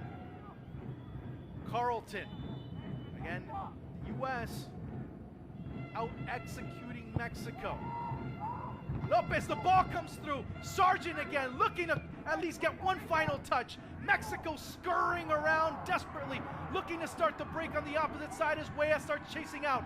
Alvarado pushing, willing his way forward, and finally gets the foul called. And we got our first yellow card of the match. It'll be Tim Wea at 83. So Wea goes through, and Alvarado just pushes forward with just utter desperation right now as Mexico find themselves in that position. The ball coming in, still bouncing through. The chance for Mexico. Torres bouncing around. The U.S. in a similar situation on the opposite end, but finally they clear it out. As they reset defensively, Mexico looking to set up another attack. 80-47. Torres. Ball comes through again and offside. The U.S. will get the ball back. As the rains start coming down here in Panama City.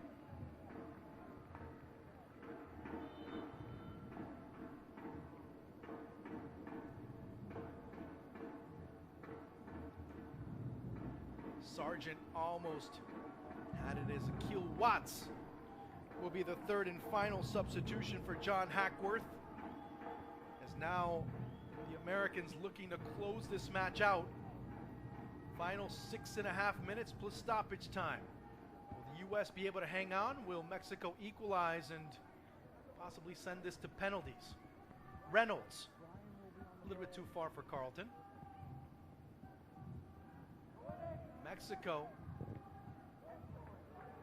have shown ambition. They've shown all types of poise, but it comes down to their own mistakes that have put them in this situation. Huerta, as it'll be Jairo Torres trying to get past Durkin. Easier said than done there. Chased by Catalan. And now Mexico trying to put it in an extra gear. Trying to split the defense, and Carlton controlling into the middle of the pitch. Now, here's the big question from a tactical standpoint. Do you bring out Carlton and become more defensive? Yes, you do. So Andrew Carlton will be coming off for the final 5 minutes plus. Akil Watts will step onto the pitch at 85.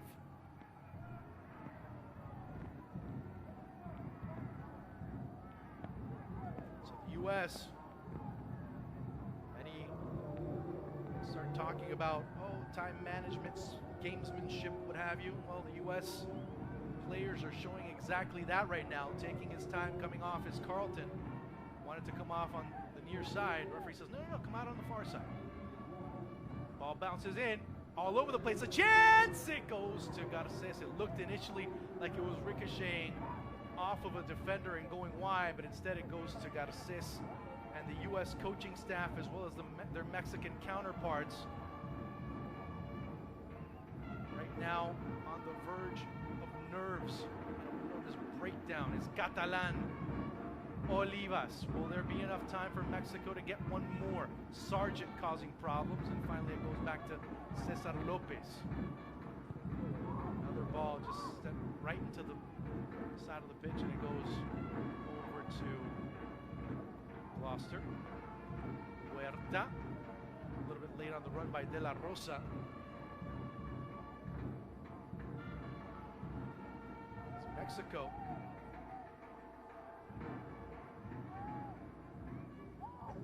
Again, you have to go a long ways back to see when was the last time Mexico was not allowed a goal. Ball again looking through for Alvarado. Stepping in very well is AJ Vasquez, but doing even better is Huerta keeping it alive. And a good chance coming up for Mexico. 86-37. And will Jairo Torres get his redemption? Huerta keeping him alive as the U.S. Clear foul there on AJ Vasquez.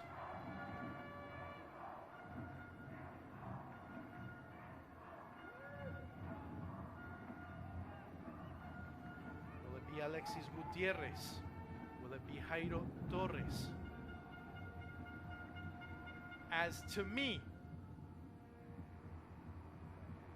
the man of the match would probably have to be Justin Garces. I hope I don't jinx him.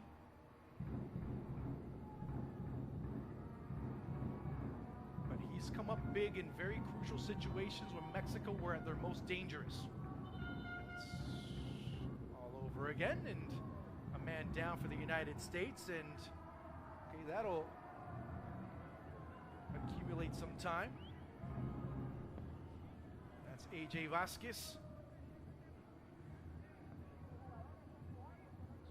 See what happens. Of course, that'll take a few minutes. Vasquez gets right back up. We'll do it all over again. Final 2 minutes. Will it be Jairo Torres? Will it be Gutierrez? Looks like it's going to be Torres. Doesn't need a lot of power from there. Sends it through across his signals. It gets cleared out.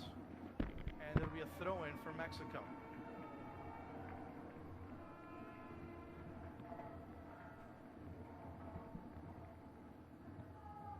Final 90 seconds for Mexico to make something happen, for the U.S. to hold on. Huerta cleared away. The U.S. entrenched in their own area. Here's a chance, the ball, the deflection off of Lindsay. Fans of both teams. Here's another ball, Huerta. Mexico just having the ball bounce here and there and everywhere. The ball coming through. Corner kick coming up as Durkin sticks out his left foot, saving the United States as the rain comes down even harder.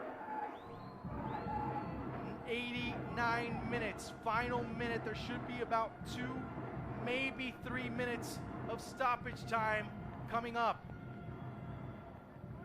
Mexico looking just to hammer that ball through. The United States looking to keep it away and looking to break out as it's Tim Weah. Waiting off, 3-on-1. Here's a good chance, Weah just waiting. Reynolds, out wide is Gosselin. Gosselin will wait, Gosselin will shoot off the post! And Mexico still taking one of their, at least they have 6 lives of the 9 being used today. But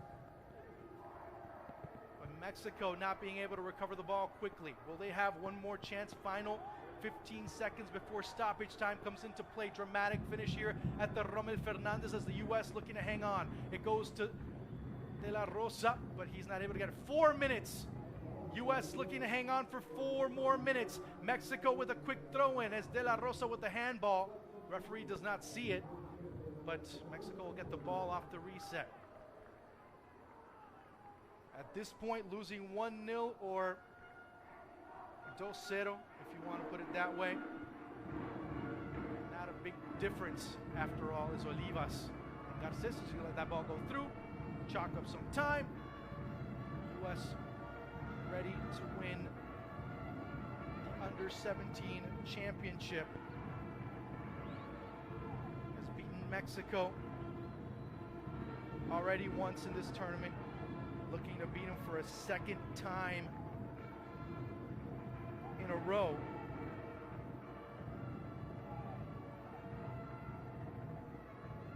The ball just blasted forward. Huerta, Alexis Gutierrez as Mexico down to their final 3 minutes.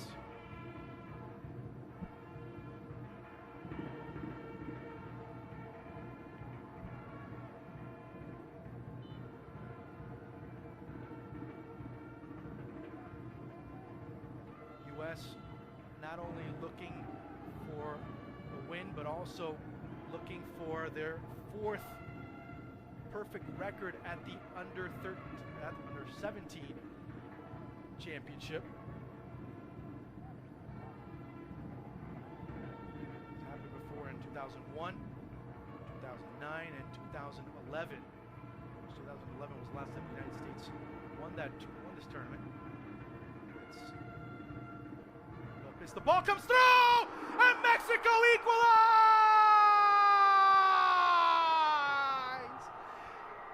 Carlos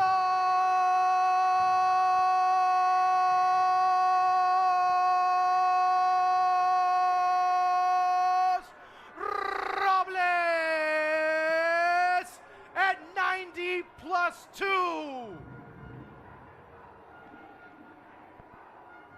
What a dramatic finish for Mexico. As that ball comes through, Robles changing direction as the rain started coming down, as tears started being flowed. But Mexico still not out of the woods yet, as it's Josh Sargent and the joy and the relief and the adulation of Mario Arteaga. Now Mexico want to hold on. Well, same thing for the U.S. as there's still 1 minute of play left. Here's Gloucester as the U.S. looking to go forward, looking to get that goal that could make the difference. Going over, dramatic here is Reynolds sees it go by. Reynolds looking to send it to Weah! Oh, if that ball would have gone in, let's just close it, go home. Just forget about everything. As Weah showing some instincts there as the U.S. bench just cannot believe what has just happened. Arteaga saying drop back. Final 20 seconds, as Garces says. It's from one end, tremendous to see that, but on the other, the work that was done, the effort that was put out there by Justin Garces for the United States, I should say, as Durkin gets the last touch of the match, and the reaction from Chris Gloucester says it all, as an opportunity wasted, at least from his perspective, as it was Carlos Robles in the 92nd minute. We're saying right now 93rd, but at 90 plus 2, Mexico are able to equalize.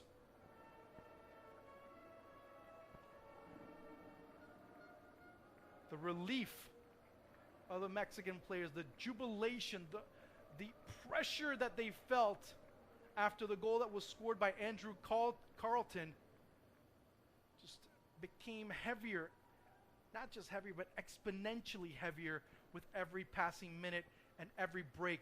And let's not take any credit away from the United States. They played a match where they reduced the amount of chances against one of the most explosive sides in this tournament. They were able to really limit their most dangerous player in Jairo Torres, their two most explosive attackers in De La Rosa and Daniel Lopez. So Honduras, Carlos Mejia, will be the leading goal scorer in this tournament with 7 goals. Sargent, in the final few minutes of the match, had a chance. A ball was denied by the post, and you just look to regroup at this stage. Mentally clear yourself again. Understand that it's a new ball game, if you will. As many call it the lottery of penalty kicks, I'd rather call it the science of penalty kicks. The psychological study that is penalty kicks. And I would give, from the main matchup, from both goalkeepers, I would give the slight advantage to the United States. Now, everything that happens after that, well, we can just see what happens there. That's left to the moment as the Mexican fans on their feet. Justin Garces waiting. That's going to be Josh Sargent and Luis Olivas face to face once again.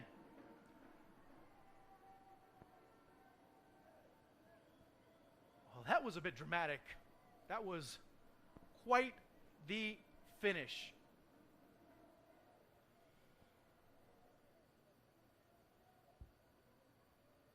As Justin Garces gets ready. He'll be the first penalty kick taker.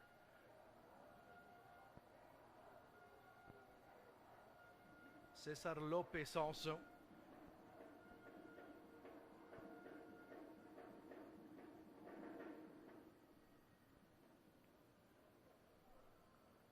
Lopez, of course, was the best goalkeeper in the Mexican League Under-17 tournament this past year. And it'll be first the United States.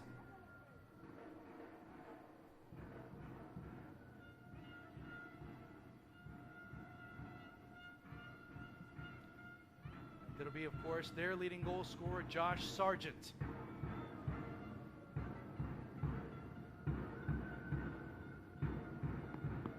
Looking to and Sargent will take it through. Would not be surprised if he switches sides on Cesar Lopez. Try and just wait to see when he's still and try to go with momentum. Sargent will look to go, stops through and does exactly that. And the U.S. are up 1-0.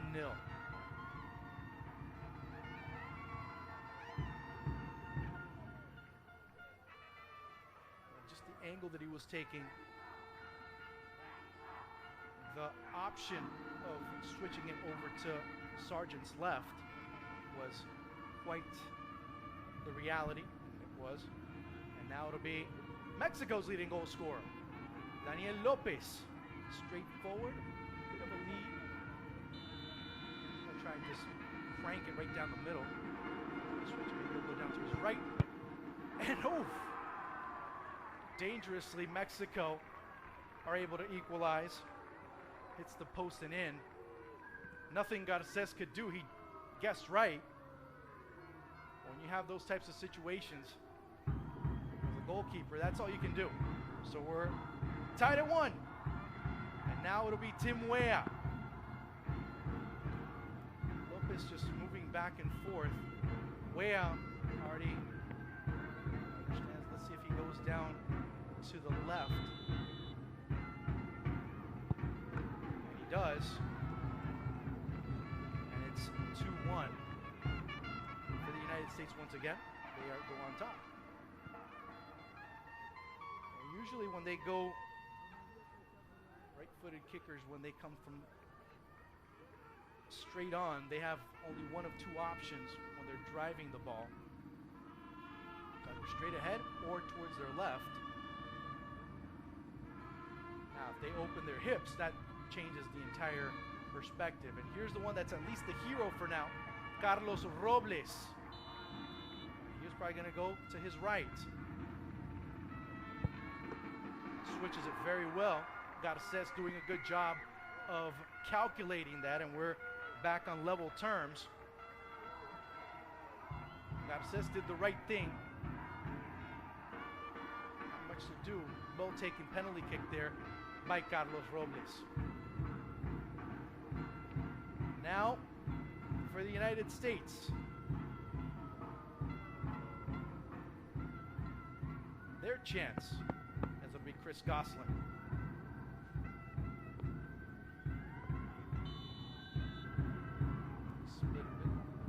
Chance the ball, great execution, and all 5 penalty kicks up to now have been very well taken at a very good height.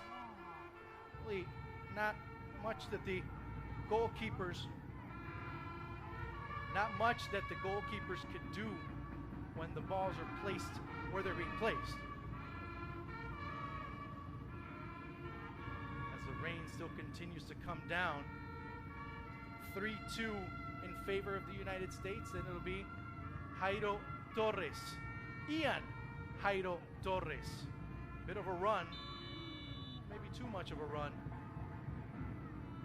Usually something that's favorable is Torres stuttering.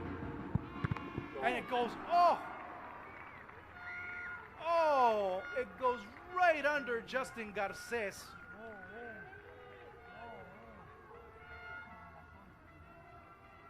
Right there, just goes just under him.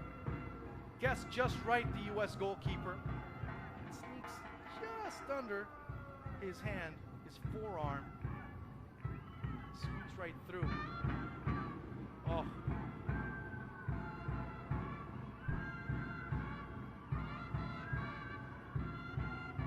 U.S. now. Ezekiel Watts skies it over.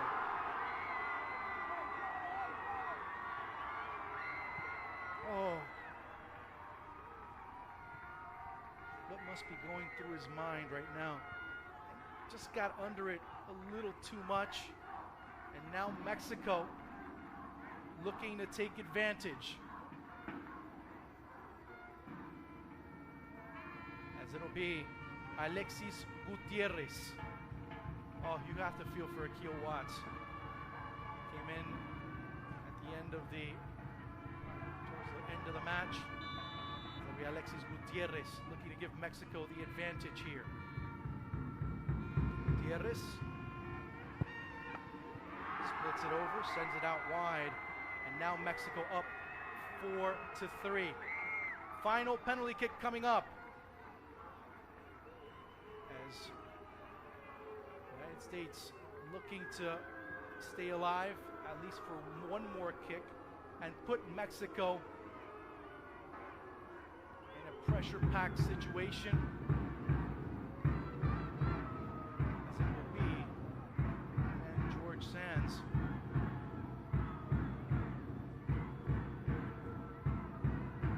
Lopez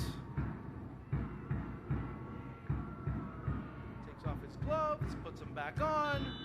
I remember who was getting criticized for it. Here's Sands making it and keeping the U.S. alive for one more try.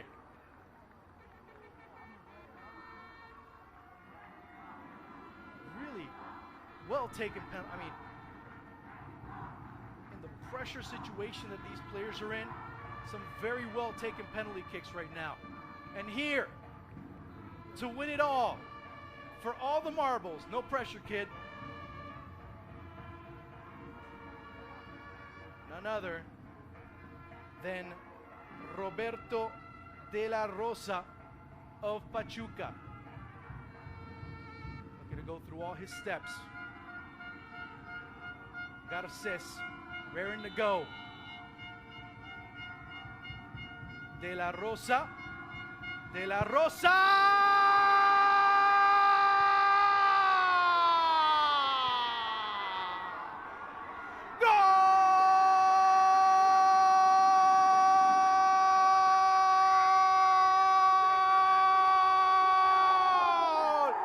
Mexico have won the Under-17 championship yet again. Absolute glory for El Tri. Absolute heartbreak for the United States.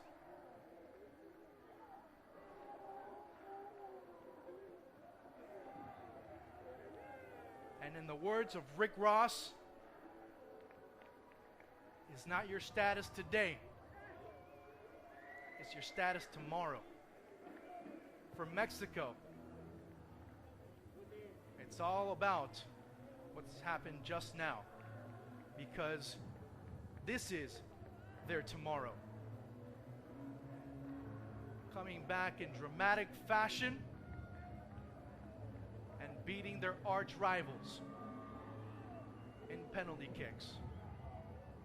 For the United States, a performance in this tournament that you must stand up and clap, that you must stand up and applaud, that you must stand up and give every single ounce of credit to John Hackworth's young men for looking different, for playing different, for daring to have the chance, for daring to make history once. But history denied them on a second occasion. Sometimes history is cruel, but those are lessons learned, and it's part of the growing process for these young United States players. Meanwhile, for Mexico, it was a roller coaster of emotions as they felt the world was falling on top of them. It wasn't the rain, the weight. It was the weight of the world that they were feeling on their young and still impressionable conscience. That's what made Mexico go forward, as they knew their rivals were as strong as ever, as strong as never before, but yet they answered the challenge once again and are champions once again in dramatic fashion once again.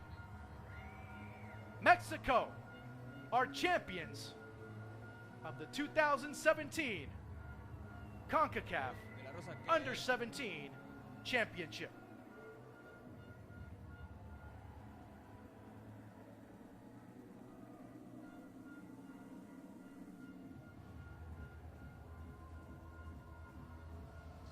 ¿Qué tan importante es para México haber coronado campeón del campeonato sub-17 de Concacaf? Yo creo que muy importante, ¿no? Las categorías pasadas pudieron hacerlo lo mismo. Nos tocó refrendarlo y gracias a Dios lo pudimos refrendar ahorita. Ahora se viene el Mundial. México, uno siempre de los candidatos. ¿Cómo lo ven ustedes? Sí, yo creo que siempre hemos sido así, pero no nada más por eso significa que vamos a ser campeones. Nos toca seguir trabajando, seguir metiéndole cada partido para poder llegar al objetivo que es ser campeón del mundo. Perfecto, gracias.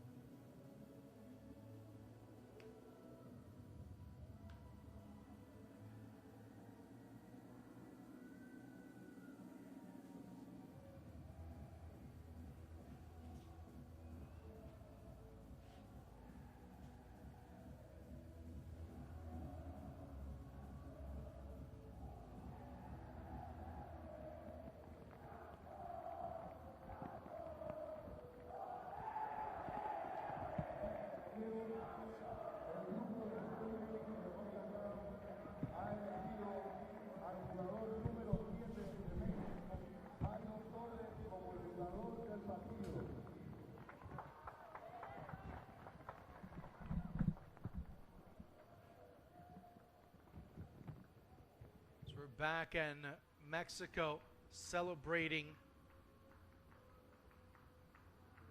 a victory once again at the under-17 level.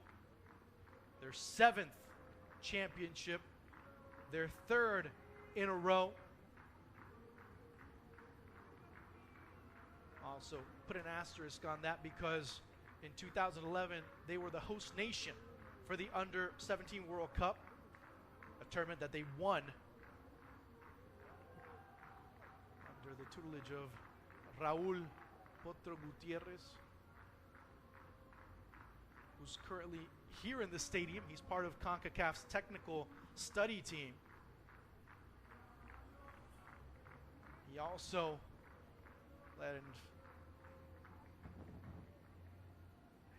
led the Mexican national team to make some history as well, as Potro Gutierrez was part of the Olympic gold medal winning side in 2012 in London.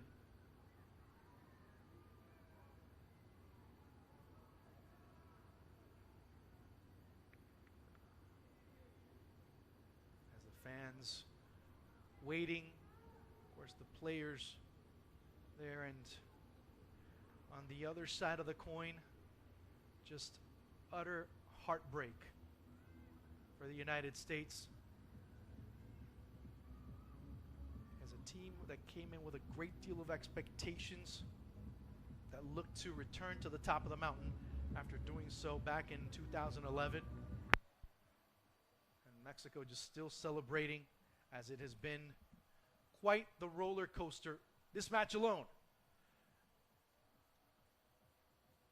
And all you need to do is really give praise to these two sides. They've shown that they are beyond the creme de la creme. They are the class. They are the best that CONCACAF has to offer at the under-17 level.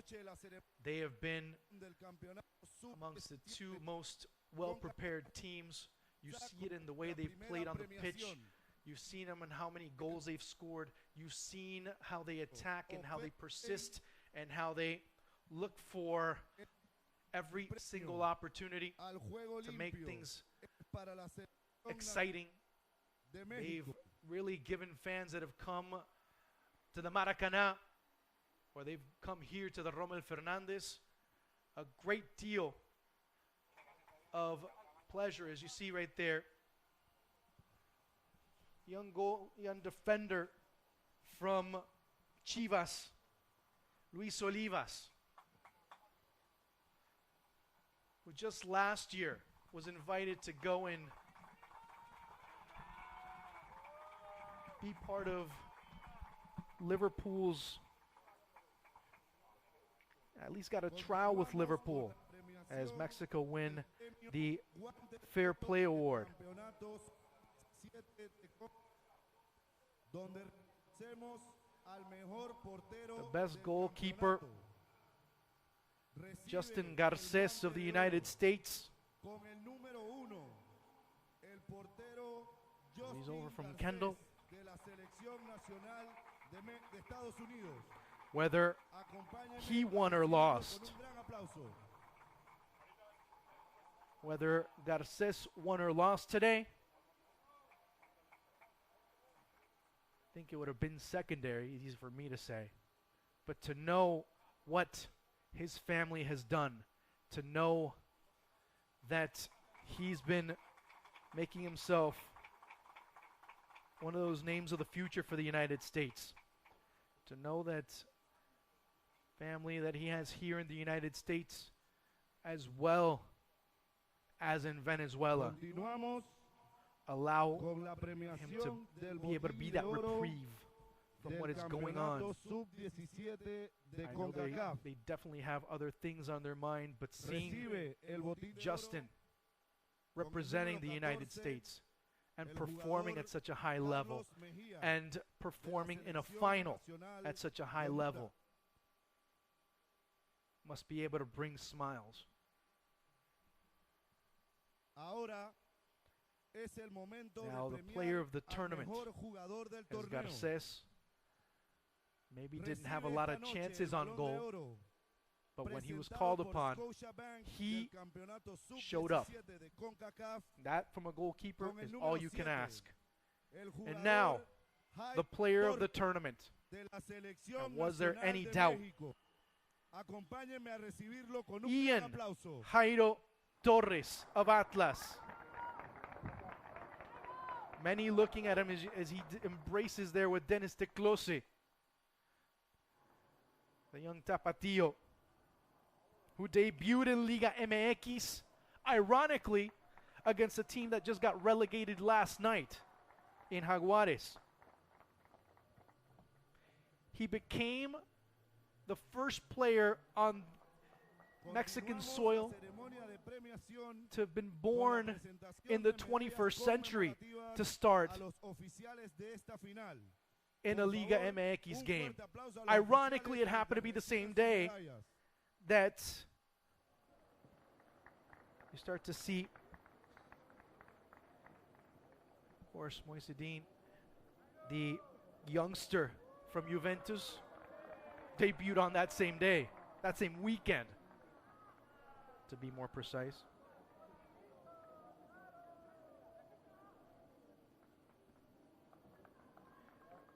So Jairo Torres showed some great moments, showed some great versatility, showed what a player, when he debuted, was wearing number 333, was capable of doing. Then a few months later, a player that was wearing number 340 Y ahora, happened damas y to show up onto the caballeros, scene. la Diego ceremonia de Lainez. premiación continúa But Lainez con la is a presentación different de las story medallas de for plata another para el time. segundo lugar. We can begin to tell that tale, Démosle la but bienvenida today it's all a la about selección de Estados Ian Unidos. Jairo Torres, as Felicitaciones he a los was jugadores the y difference el maker cuerpo for técnico Mexico de in Estados several Unidos facets of their por su offensive excelente play. desempeño en el Today he was campeonato used in a different role. sub-17 Today de he was CONCACAF. used in a way in which probably Mario Arteaga did not want to use him initially, As you start to see the United States, you see some dejected faces. Now, at least understanding the context of what they've done. And there should be no tears. There should be nothing to be upset about. On the contrary, they should feel so proud of what they've done. This team, depending on how the World Cup draw at the Under-17 plays out, could show some very interesting things. John Hackworth and his team of coaches all have understood that, have been able to give them a bit more freedom, have been able to appeal to a lot of the creativity and direct play, and giving this team an identity that has been so impressive that this team will give some people something to talk about. But it should give most people something to talk about, because many of these young players will probably see them at the next level, and the level after that, and the level after that. How many? Doesn't matter, because they've already established a culture that's very important at the Under-17 level, or at least the renaissance of a culture that's very impressive. So, hats off to the United States and their performance as they walk away. It's sad, but they should be pleased with what they were able to do. And now, it's time for the champions, the three-time defending champions now, as this group will now become, or at least the nucleus of this team will become the Under-20s. As you see right there, Roberto de la Rosa, who had 4 goals, the young man from Texcoco in the state of Mexico, back in just a year ago, scored 4 goals against Borussia Mönchengladbach's Under-15s, has been instrumental, as you see all right there, Huerta as well, who battled throughout this match, smiling, and she smiles back and she giggles as she sees him. And of course, the beauty in all of this, it's a wonderful time to be alive, to be able to see these young players go and really show what they have.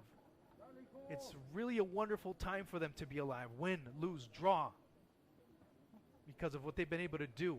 They left it all out on the pitch, and for that they should be applauded.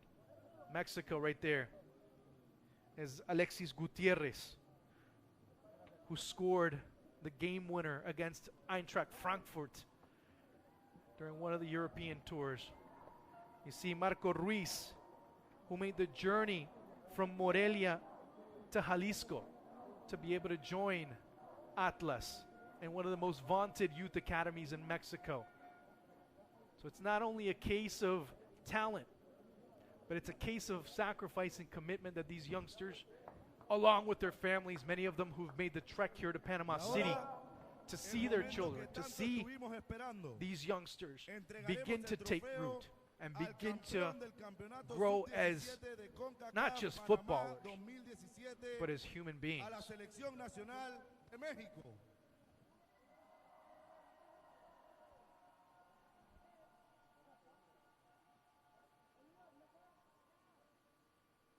See right there, Adrian Vasquez. As right there, Luis Olivas and Mexico are champions once again. Campeones del campeonato sub-17 de Concacaf.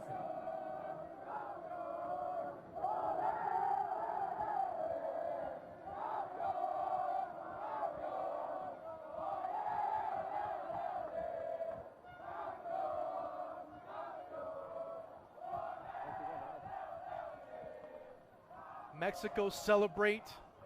Mexico are now over a huge hurdle, and now comes an even bigger one, as they no longer are CONCACAF's giants, they're also, especially at the under-17 level, a perennial contender for, of course, the biggest prize. And we'll see if they can get it when they head to India. Once again, Mexico are champions of the 2017 CONCACAF Under-17 Championship. It has been a pleasure. Thank you so much for joining us throughout our extensive coverage of this tournament. There's a lot more action coming throughout the region and throughout the world, as the best of the best always want to show their best on the biggest stage. Thank you so much for watching. Talk to you soon. Be happy, peeps.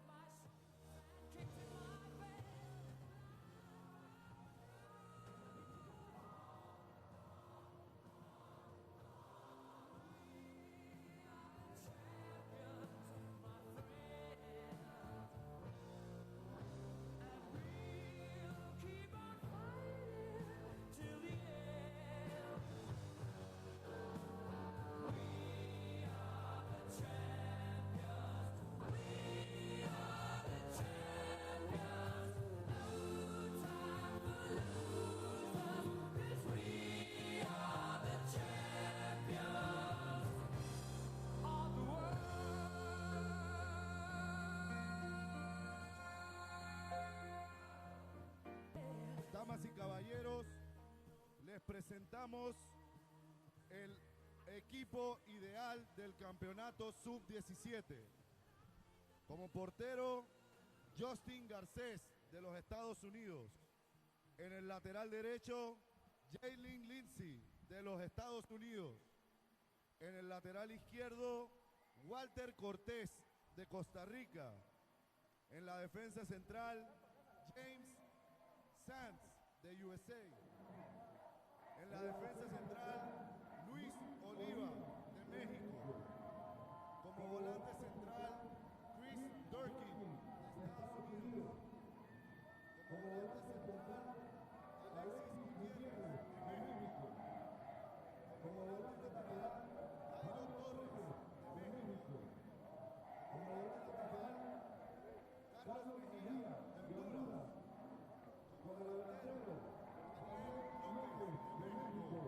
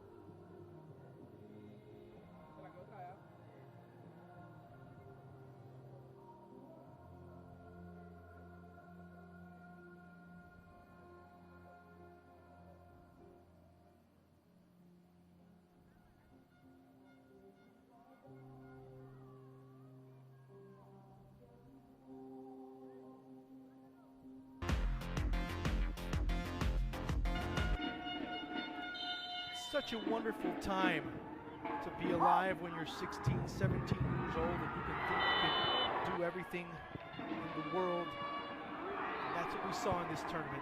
Tremendous insolence, but also a dose of nerves. And it's part of the process too, because at times it's not just when everything goes right that you grow up. It's about how do you react when things don't go such as well. Just that well, Mexico going down 2 substitutions early on, with the U.S. having chances but still coming an inch close, and a second too late. Mexico